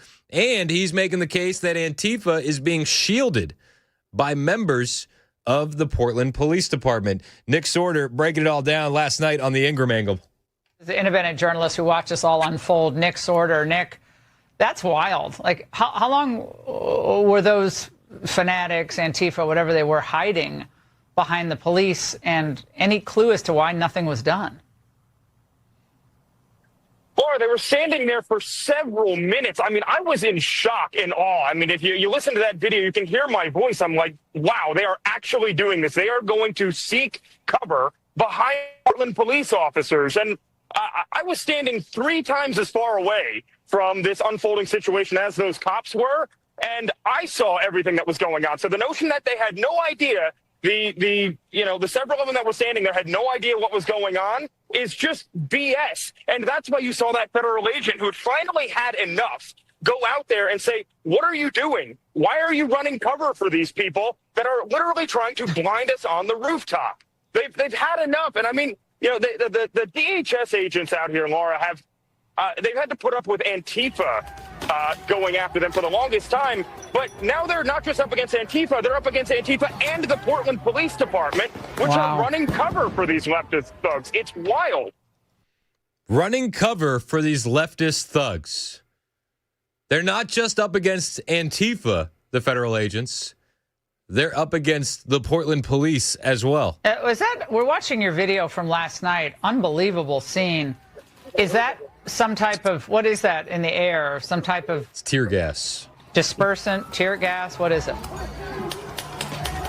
Yeah, and so what happens out here is the Portland police refuse to close the road in front of the ICE facility. And so everybody comes and they block the driveway so that ICE vehicles can't get in and out. So the only option that federal police have is to, put out tear gas canisters and use other non-lethal munitions to move people out of the way. And what they were doing is you had these Antifa people going up and taking those munitions and throwing them back and tear gassing officers and such and launching fireworks at them and flashbangs. And Portland police, they're either not there because they retreat or they watch it happen and do absolutely nothing about it. And this is a routine situation that you see out here practically every single night. But they'll tell you that Portland is fine. Portland is not under siege. Antifa is an idea, and they'll probably make the argument that video that we're watching on the YouTube stream is totally AI. Can't be real. Antifa is just an idea. It's 11 o'clock. Super Talk 99.7 WTN.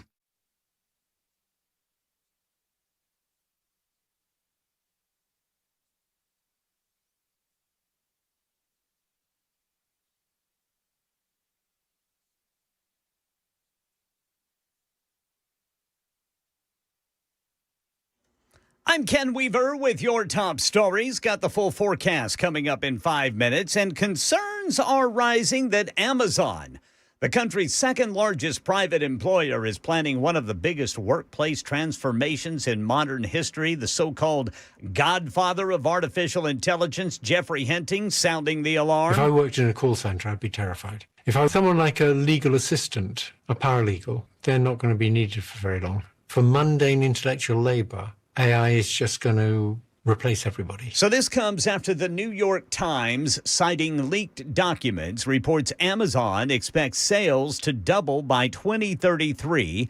growth that would normally require 600,000 more workers. But the company is reportedly looking to fill those jobs with robots and automate 75% of its operations. 6 months after Senator Cory Booker broke the modern record for the U.S. Senate's longest speech, another Democrat spent all night speaking. Here's Brian Clark. Senator Jeff Merkley of Oregon used the National Guard push in Portland as an example of what he called President Trump shredding the Constitution. If he can say to the American people that there are riots, he can say there's a rebellion. And if there's a rebellion, he can use that to strengthen his authoritarian grip on our nation. Fellow Democrats spelled Merkley Wednesday morning by asking their own long questions. All of this is playing out as the government shutdown is in its 22nd day. Brian Clark, ABC News. President Trump and former Dallas Mavericks owner Mark Cuban have made no secret of their dislike for each other, but now there seems to be some thawing. 2 years ago, Mark Cuban launched online pharmacy Cost Plus Drugs. The Trump administration has just opened Trump RX, and Cuban's reaction might not be what you'd expect. They are trying their best to reduce the cost of prescriptions and of insurance. In fact, Cost Plus and Trump RX are forming a partnership. At the same time, Cuban tells CNBC, I'm not saying I'm a Donald Trump fan now, but credit where credit is due. President has not publicly responded. No one matched the winning numbers in last night's Mega Millions multi-state lottery, so the jackpot for Friday's drawing has risen to $680 million. ABC's Jem Ryan says some players have turned to AI in their search for the right combination of numbers. We'll start things off tonight with the number 61. In the past month, Powerball lottery players, one in Michigan and one in Virginia, report winning six-digit prizes after using ChatGPT to pick their numbers. Now AI-driven apps are up for sale, promising to analyze previously played numbers and any patterns in drawings. None, however, will promise a lottery win. That's the latest news. Weather's next. I'm Ken Weaver, WTN News.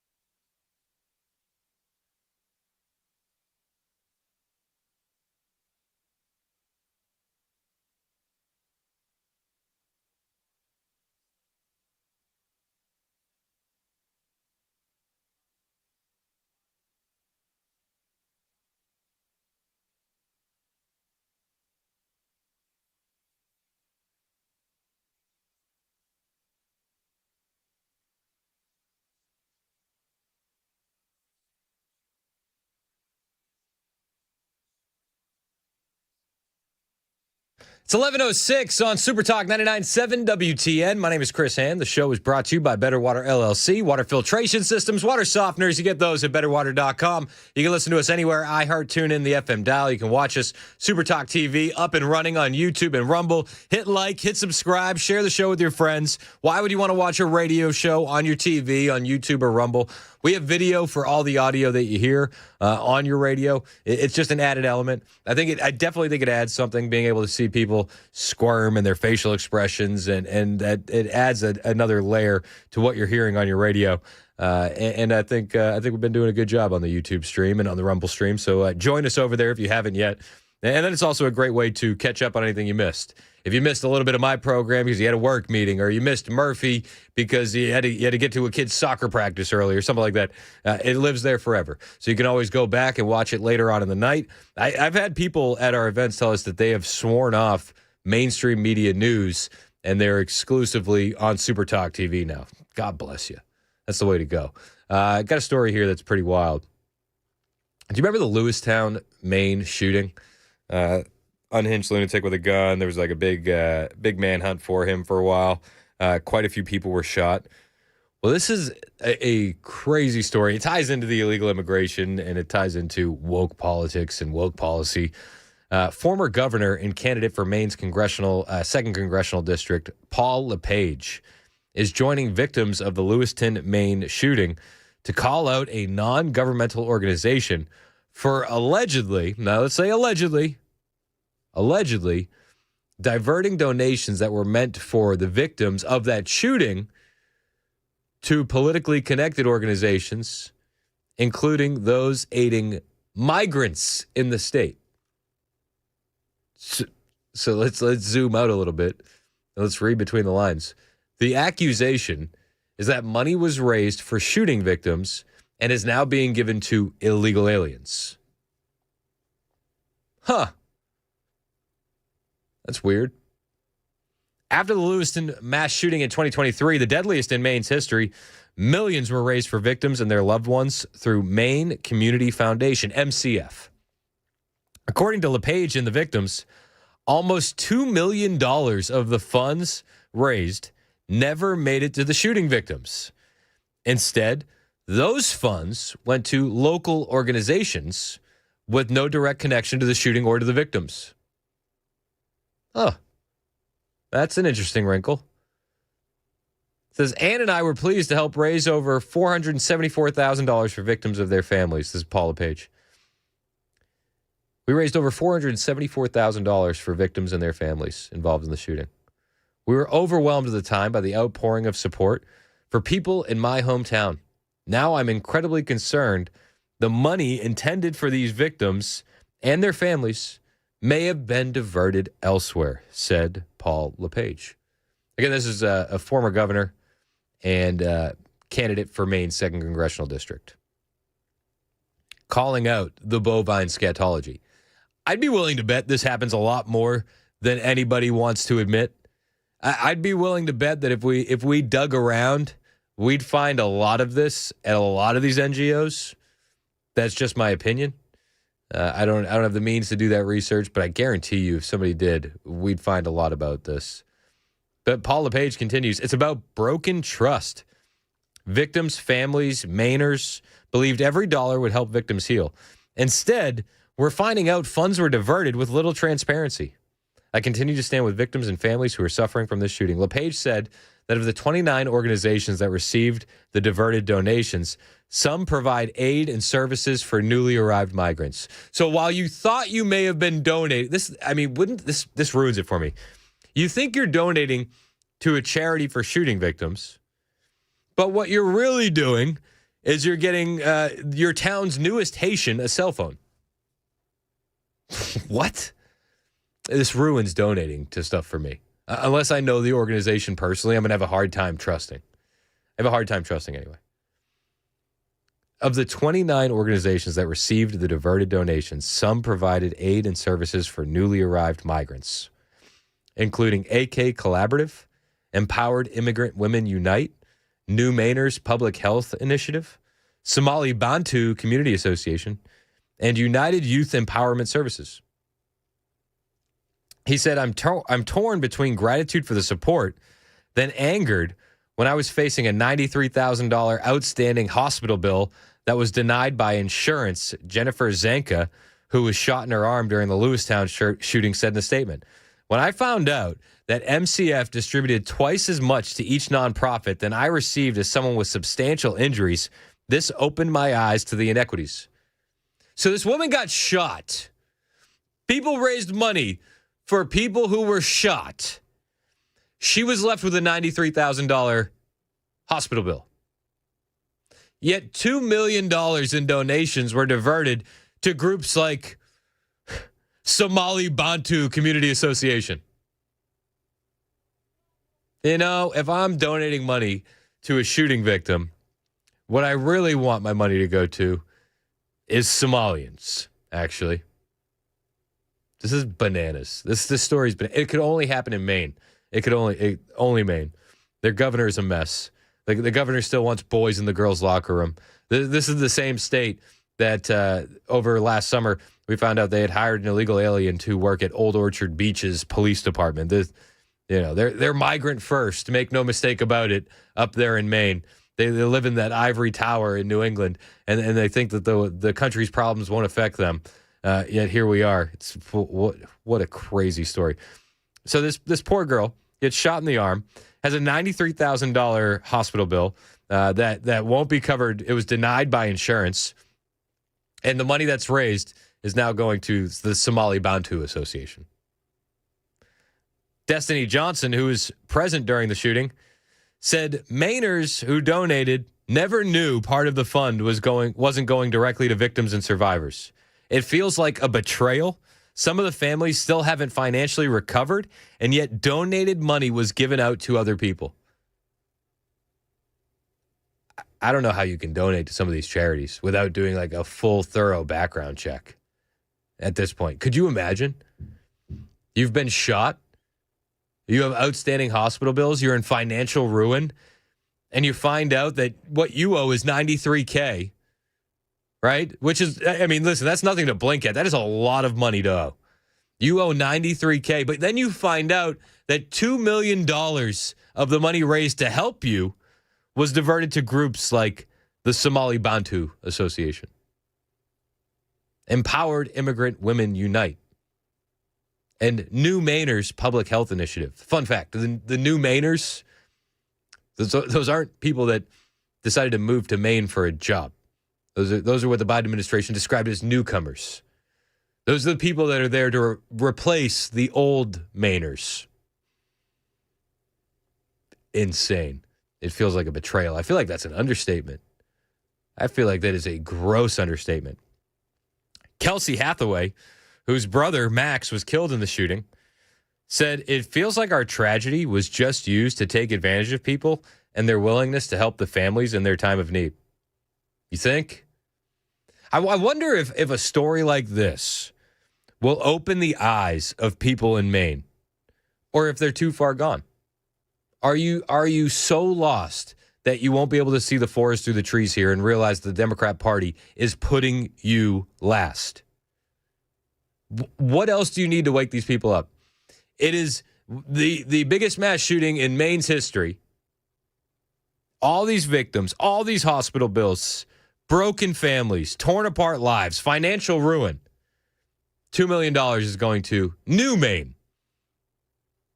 $2 million is going to the Somali Bantu Association. $2 million for Empowered Immigrant Women Unite. Is this going to wake anybody up? I'd be lying to you if I said I think it would. I don't think this is going to wake people up. I think the people that are going to notice this are people that would have noticed anyway. I don't think this is going to turn the tide by any stretch of imagination in Maine, which is sad. Completely sad. These people are allowing boys in their girls' locker rooms, and now they're letting shooting victims' money go to illegal aliens. Crazy. And they won't wake up. They won't wake up. We trusted this foundation, and now, because they were not forthcoming about how the funds would be distributed, We all discovered our own needs were not prioritized. That was Kelsey Hathaway, your brother, shot and killed. Our own needs were not prioritized. Welcome to the club. I mean, listen, we've been saying this for a while. With the Democrat Party, it is America last. And the Trump administration isn't perfect. Make no mistake about it. It's doing a hell of a lot better than what the Democrats are doing. A hell of a lot better. The former governor and congressional candidate for Maine's second congressional district, Paul LePage, he is demanding an investigation into the matter from Maine's Government Oversight Committee. Again, I'd be lying to you if I said I had faith in any investigation coming from Maine's Government Oversight Committee. I have no confidence. But he said victims and families should receive a full investigation into what was communicated both to them by the donors and by the foundation, why these unconnected groups received cash, and how it was spent. These families deserve answers. You're right, they do. I just don't think they're ever going to get them. Lisa, you're up next on Super Talk. What do you got, Lisa? Hey, Chris, I love your show. You're doing a great job. Thank you. Appreciate you. I just think that the Democrats are extorting the American public. And I wish Trump would be more vocal about that type of language and also calling out these ridiculous funding sprees that they want to take and let the American people know what's going on. Yeah, I mean, this is a story that definitely deserves to be highlighted. I agree with you, Lisa, and I think that this should be laid out to the American people. I do have a feeling that this story is going to be a blip on the radar in the national news scene. If we were dealing with a slow news week, something like this might dominate the cycle. But, I mean, since Trump got into office and with everything going on, this is a story that's just going to – you're peeing in the ocean, honestly. That's what this one comes down to. The Trump administration continues to fight to get these newcomers out. Make no mistake about it. Whether they're in Maine or whether they're here in Tennessee, nationwide, Trump's DHS has issued nearly $10 billion in fines to illegal aliens, and that's to help encourage the self-deportations. We talked about that earlier. 480,000 arrests, 500 and change thousand deportations, almost 2 million self-deportations.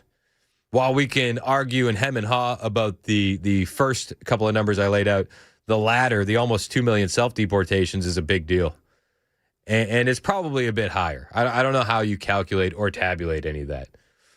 But I do know that the pressure is still being put on by the Trump administration. Breitbart reports the Department of Homeland Security is using several tools to pressure illegal aliens to self-deport, including via their pocketbook. DHS officials revealed exclusively to Breitbart that the agency has issued more than 31,600 fine notices to illegal aliens, totaling more than $9.6 billion. Now, I get what you're saying. If you can find them to issue a fine, why can't you find them to deport them? I thought the same thing. Tricia McLaughlin, DHS's deputy, said, "Our message is clear. If you're in the country illegally, leave now or face the consequences." In particular, DHS is asking illegal aliens to self-deport from the United States using the agency's CBP Home app, the one that used to be allowed to get them in, now being used to send them out, where they can report their self-deportation and in return secure a stipend from the federal government. Illegal aliens should use the CBP Home app to fly home for free and receive $1,000 while preserving the option to return the legal right way, McLaughlin said. It's an easy choice. Leave voluntarily and receive a $1,000 check, or stay and wait until you're fined $1,000 a day, arrested and deported without a possibility to return illegally. Last month, DHS officials said that they were on pace to deport almost 600,000 illegal aliens by the end of the first year of Trump's second term. Some 2 million illegal aliens, DHS said, are no longer in the United States, 1.6 million of whom have self-deported, and more than 400,000 have been deported by ICE agents. Recently, in an interview with Breitbart, editor-in-chief Alex Marlow, McLaughlin said Americans can expect deportations to rapidly increase as ICE has hired about 5,000 new agents to help enforce federal immigration law. We can certainly hope that we can get these numbers ramped up. They say they're on their way. They expect those numbers to rise. Let's pray that they continue to do so, and let's have them focus on Maine. Let's keep Maine for the old Mainers and maybe focus on the new Mainers, which are getting all the money that's intended for shooting victims, shall we? It's 11:21, Super Talk 99.7 WTN.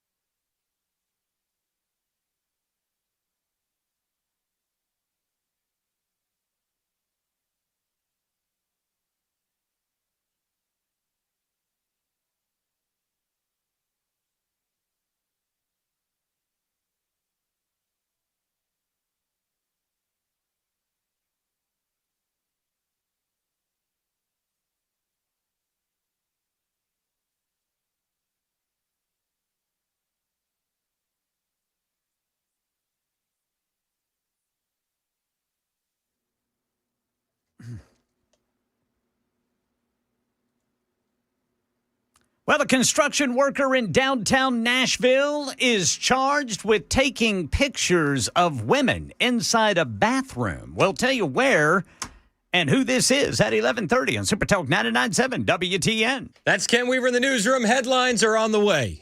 It's 11:25, Super Talk 99.7 WTN. My name is Chris Hand. Show's brought to you by Better Water LLC, water filtration systems, water softeners, betterwater.com. People are mad about what's happening in Maine. I'm getting a lot of texts. I got a text saying this is just charities everywhere, man. Be careful. Be careful who you donate your money to because you don't know where it's going. Unless you truly, truly know them, I'd be careful. There are good ones out there. Make no mistake about it. There are good people still left in that space, but there are a lot of grifters that are using that money for their own needs and purposes. But I will say this, if that got you upset, wait until you hear what J.B. Pritzker said. He made the case. He was giving some speech last night at the Economic Club of Chicago. He's at the Economic Club of Chicago, and he wants Western Lensman grab this video on X. It's perfect. He said, Pritzker gets up there and he says, Democrats are not for open borders. They're not. You sure about that, pal? And then immediately after saying that Democrats are not for open borders, J.B. Pritzker then says, by the way, everybody that came in here illegally, we should figure out how to make them citizens. So you're for open borders? That would mean you're for open borders. But it starts with that anybody who's progressive is for open borders. Well, some people are.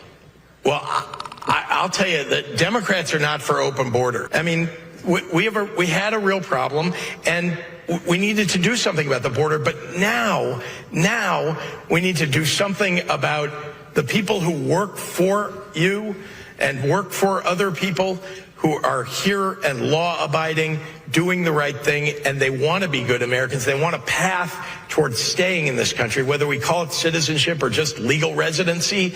We need to give them that path, and we're not doing it today. And the Republicans have never proposed this under Donald Trump. He wants to do something about immigration. He should have come into office, and right away he had control of the House and the Senate. The presidency could have passed immigration reform. Donald Trump has never done anything about this. Nobody voted for him to do anything about it. But he highlights exactly what we've been talking about. They care more about the newcomers than they care about you. They prioritize the newcomers over you. They want these newcomers to come in because then they're going to become new voters. Because they want to get them a pathway to citizenship. We're not for open borders, he says. We had a problem. Who fixed the problem, by the way? Who caused the problem, by the way? Probably a bit more of an important question. You told us for how many years that the border was secure? Until it wasn't. And then the only reason that they couldn't get a bipartisan border bill was because of Donald Trump, right? No, and we needed the bipartisan border bill. There was no way that we could secure the border without the bipartisan border bill. That's what the Democrats told us. That's what the rhinos told us. Shout out to Senator Langford. That's what they told us. Yet the border bill doesn't go. President Trump gets into office, and as J.B. Pritzker himself says, now we don't have that problem. Right? He said, now we don't have that problem. Open borders. Well, some people are. Well, I'll tell you that Democrats are not for open border. I mean, we had a real problem, and we needed to do something about the border. But now we need to do something about the people who work for you and work for other people. So who fixed the problem, JB? I wish he got pressed on that question. I wish that he would have been forced to give President Trump a little bit of credit there. Trump fixed the border quickly. Now that the Border Patrol agents aren't handcuffed, now that the illegal aliens aren't incentivized to come into this country for all of the free things, now we need to get them out. J.B. Pritzker wants to figure out a way to keep them here forever. Because guys like J.B. Pritzker understand exactly what time it is. These individuals, whether voting or not, are getting counted in the census, and that leads to more representation in states like Illinois. If they didn't have the illegal aliens, they would just have the massive flight from all their cities because places like Chicago are hellholes, and nobody with a head on their shoulders wants to live there. He knows exactly what's going on. He's just hoping that his voters don't figure it out. It's 11:30. Super Talk, 99.7 WTN.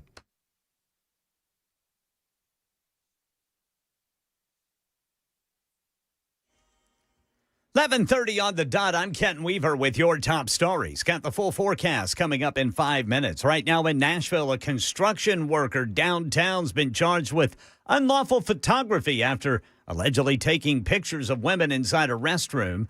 This is at 955 Church Street, where the Nashville Yards creative office tower is under construction. Police say Sean Wright admitted to snapping images from inside a stall. Several photos found on his phone, according to police. Wright was arrested, then later released on bond.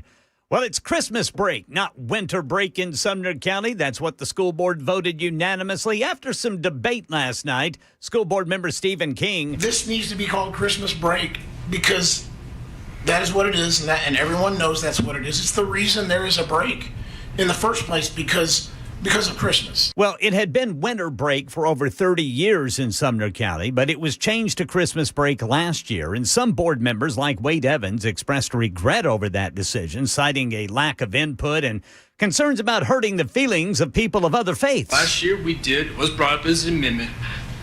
We voted on it with no public input and no chance to hear from our constituents. I'm sorry, but we did a bad job as a board.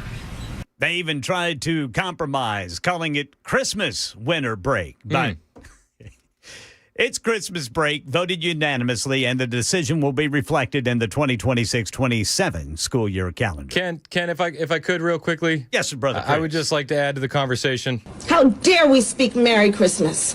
How dare we? I remember that. How dare we? How dare they? We should all strive to do better. Nashville's Metro Council has advanced a proposal that would allow holiday lights and decorations year-round, as long as they're safe and well-maintained. The ordinance, known as the CHEER Act, aims to protect residents' rights to celebrate without government interference, and now heads to a final vote of the Metro Council just in time for the holiday season. That's the latest news. Weather's next. I'm Ken Weaver, WTN News. Hey, what's up? It's Chris Hand here for my friends at Busy Bee Plumbing, Heating, and Cooling. It is spooky season. We've been telling you all month long.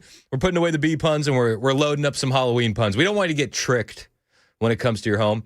And Busy Bee Plumbing, Heating, and Cooling, they're the guys to call. And when you call them, they'll answer the phone. No ghosting. Here's the fun part. Put the kids to work, land a free Beehive Club membership. You make your kid carve a pumpkin with Buzz the Bee. You post it on social media. You're so proud of Johnny.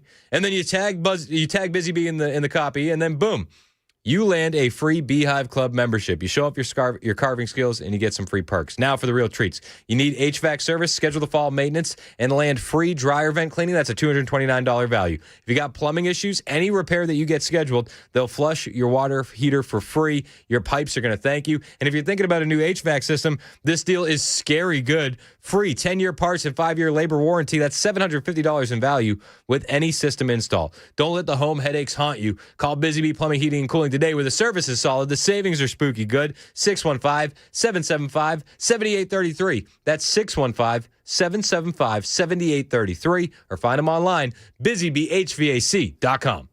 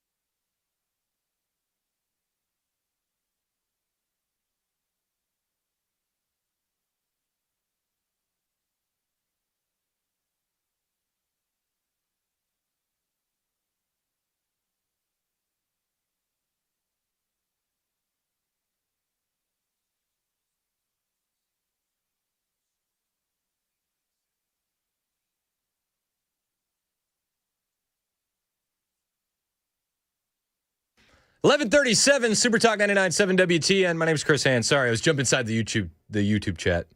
I read what's going on in the YouTube chat before I come back to break, and we read the text and stuff like that. And in the YouTube chat, they were talking about Haitian migrants and how they came here. It was a weather disaster. It was an earthquake of some sort. And they said, well, why do they have to come all the way to Nashville? And so I added into the conversation with a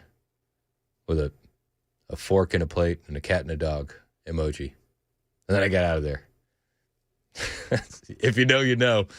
We got a lot to get to. It is 11:37, Super Talk 99.7 WTN. Did I say we were brought to you by Better Water LLC? I can say it again. We love those guys. BetterWater.com for your water filter. You can listen to us anywhere. iHeartRadio, tune in the FM dial. Shout out to the YouTube chat. We are up and running on YouTube and Rumble. Hit like, hit subscribe, share the show with your friend. It really does help the radio station to grow the digital footprint. Everybody wants to know the numbers and the metrics these days. If we had every listener subscribe to the YouTube channel, we'd be cooking with gas. And we appreciate you guys for liking and subscribing and watching us online or listening to us anyway. In all honesty, you guys are the best. You can always join in the show, 615-737-9986, 615-737-9986. Right now, though, it's time for anecdotally everyone's favorite segment of the show. This is called the Lightning Round. It's the Lightning Round with Chris Hand. Every day this time, all the stories that couldn't fill a whole segment, stories that we didn't have enough time to get to, stories that we thought were funny or scary. It's usually a roller coaster of emotion during the Lightning Round. That's when, if I say lightning, here we go. All right, first story in the Lightning Round. Karine Jean-Pierre. She thinks that Joe Biden was the best president ever. She's been on the press tour. She left the Democrat Party. She left the Democrat Party? She left the Democrat Party because she was embarrassed to be a Democrat, and she wanted to be an independent. And now she's saying that Joe Biden was still awesome. She was asked if Biden could have been president all the way to 2028. This is a question that Karine Jean-Pierre was asked on a podcast.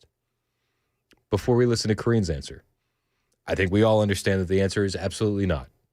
There is no way on God's green earth that Joe Biden could have been president until 2028.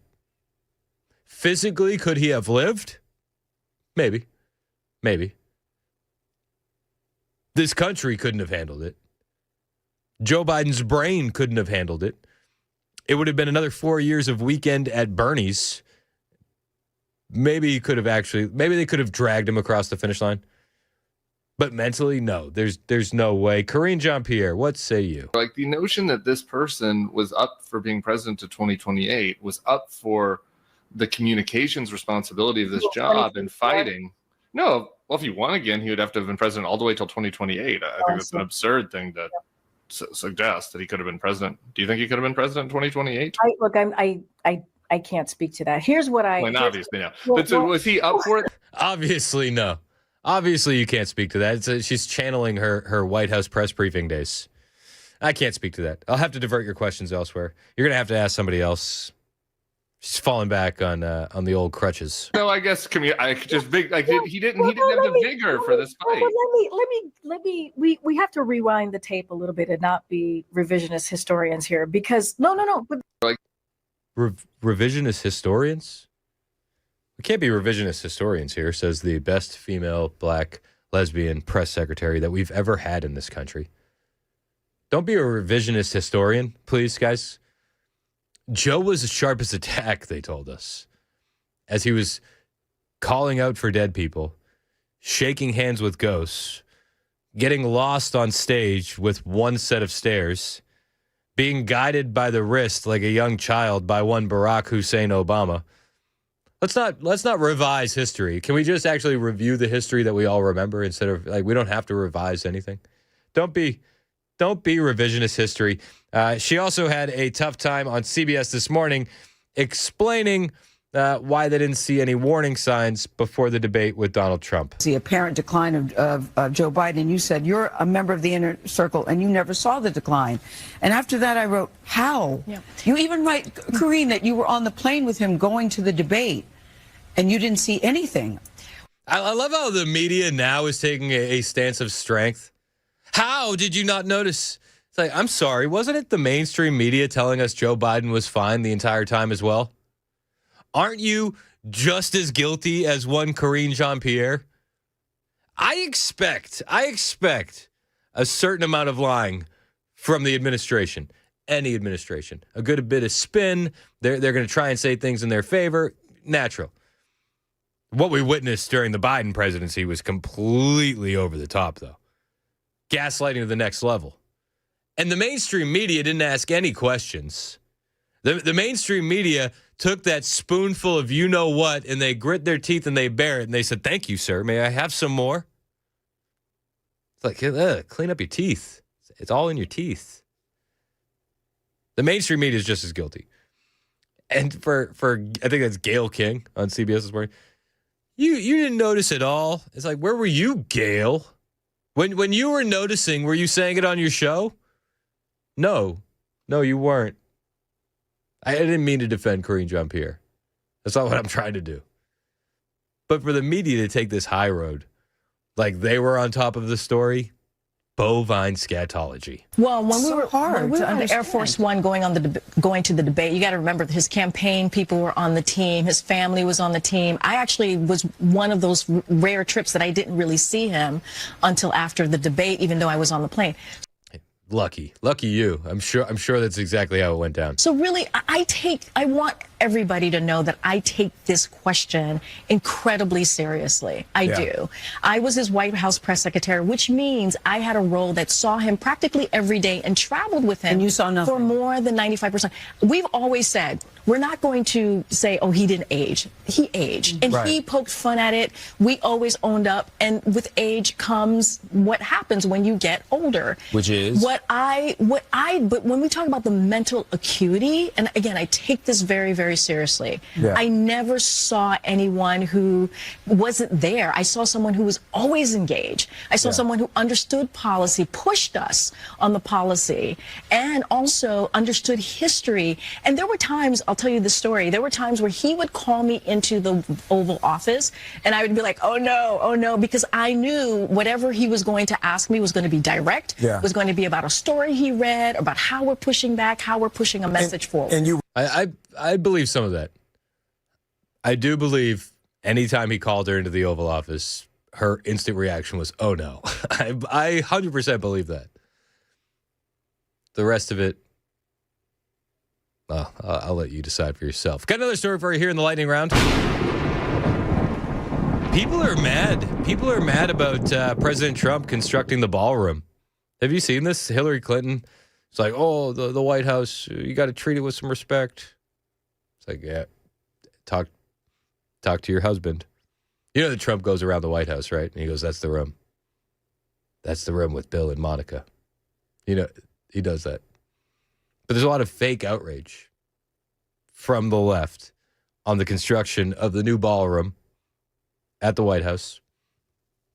And Rapid Response put out a tweet to say, you guys are being ridiculous. And they said, fact, presidents have been renovating and expanding the White House for more than 100 years. 1902, Roosevelt built the West Wing. 1909, Howard Taft added the first Oval Office during the West Wing expansion. 33, Franklin Delano Roosevelt added a second floor to the West Wing. 1934, he relocated the Oval Office to its current spot in the completed East Wing and built an indoor swimming pool. 1948, Harry Truman began completely gutting and rebuilding the White House interior, preserving only the exterior walls. 1970, Nixon converted FDR's pool into the press briefing room. In 73, he added a bowling alley in the basement. 09, Obama upgraded the tennis court into a full basketball court. Now in 2025, it is a bridge too far for the left to see Donald Trump adding flagpoles and a ballroom. So stupid. So stupid. Trump, though, was talking about Obama's construction project yesterday in the Oval Office, and he roasted it. He said, because you know what's happening. The concrete, it looks like the Death Star. We talked about this earlier in the show. It looks completely like the Death Star. The concrete is settling the wrong way, and it's creating all these cracks in it. And Trump was asked about it in the Oval Office yesterday. And he goes, well, that's what you get when you're hiring contractors based on DEI. You're building your ballroom right now. They're also building the Obama Presidential Library. I'm wondering if you've seen. Help. Have you seen pictures of the architecture? And Yeah, I did. It's not too pretty. No, but it's closed. It's stopped. They ran out of money. It means building a library / museum. You know, you call it some museum, and usually they call it library and museum. That's the official name. And they're stuck. And he wanted only women and DEI to build it. Well, that's what they got. Just an absolute savage. Stop it, sir. He's already down. He's already down. I'm here for it. Got another story for you here in the lightning round. The White House and all these different government agencies have joined Blue Sky. Have you noticed this? Blue Sky? I joined Blue Sky. This was a while ago. I think this was like right when Elon bought Twitter. They made Blue Sky. It was like the anti-Twitter. It was going to be just for leftists. And so I'm on Blue Sky. I've taken a renewed interest in it. But the White House officially joined Blue Sky. And I love that they're going to places where the leftists are, mainly to troll. Would you welcome President Trump if he was debating joining Blue Sky? Yeah, Blue Sky's for everyone.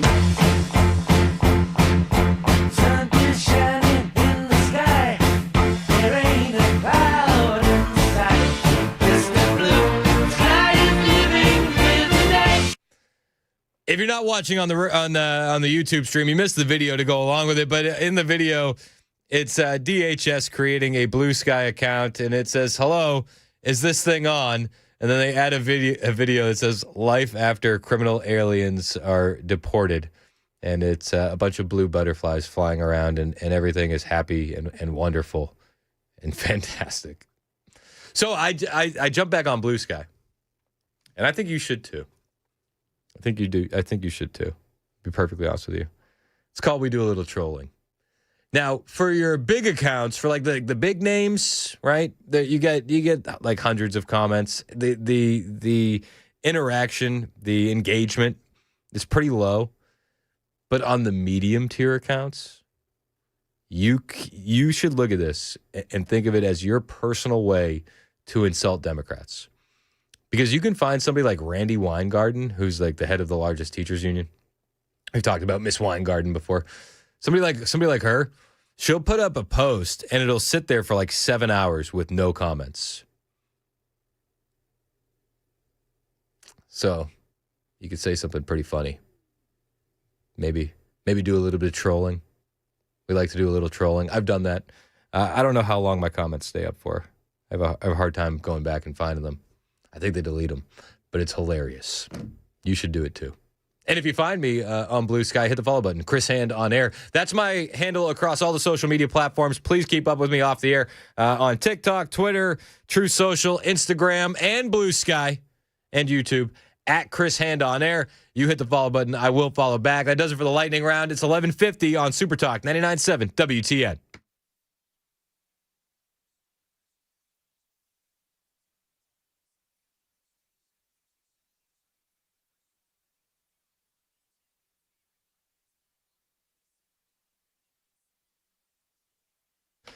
Hey, what's up? Chris Hand here for my friends at Zero Res of Nashville. I was talking with the guys over at Zero Res, and they said, "Man, you're doing a great job."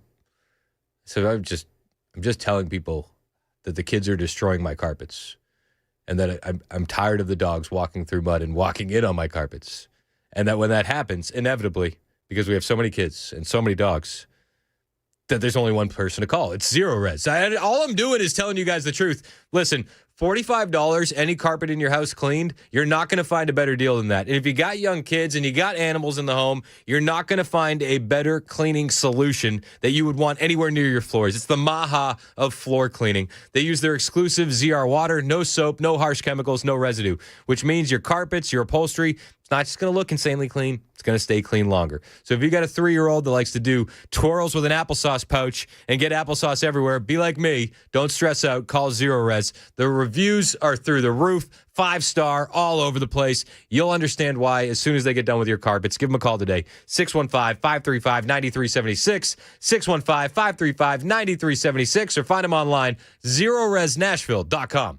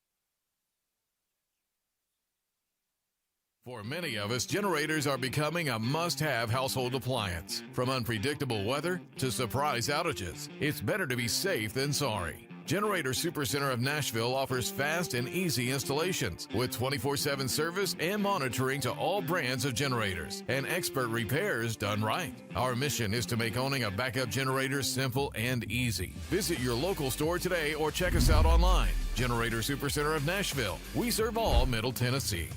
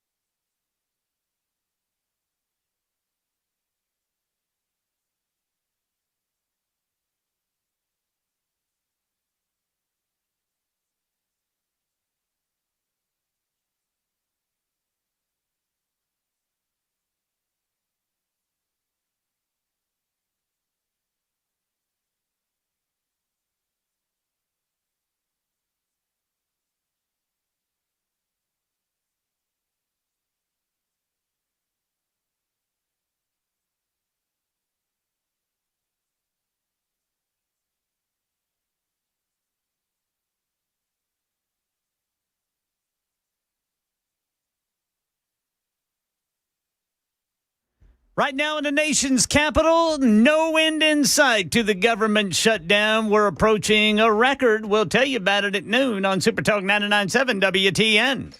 We're breaking all the records, Ken. We're breaking them all. Break them all. Break them all. It's 11:57, Super Talk 99.7 WTN. Hey, how are you? Chris Hand here. Chad Benson's in studio. What's up, Chad? What is up? Not much, man. How are you? Ready to rock and roll, baby. Yeah, what do you, it's One Hit Wonder Wednesday. Yeah, got some good ones. I got two. I'm not quite sure which one I'm going to go with. One of them, very, very popular and familiar to a lot of people based on a commercial. The other one, so bizarre and hilarious. I'm debating on which one to go with. You should do Mims. This Is Why I'm Hot. Oh. You remember that one? Yes, of course. It was a jam. That was a jam. We got him on, I did a hip-hop station, and we had Mims on. Oh, did you? Because he had, remember this? Oh, yeah. I mean, the beat was sick. Not going to lie. So. Did you had him on? How was he? Was he crazy? He was like the biggest ego in the world. I'm like, dude, you have one song. Yeah, those are usually the worst. One song. Like, I expect this out of a Lil Wayne.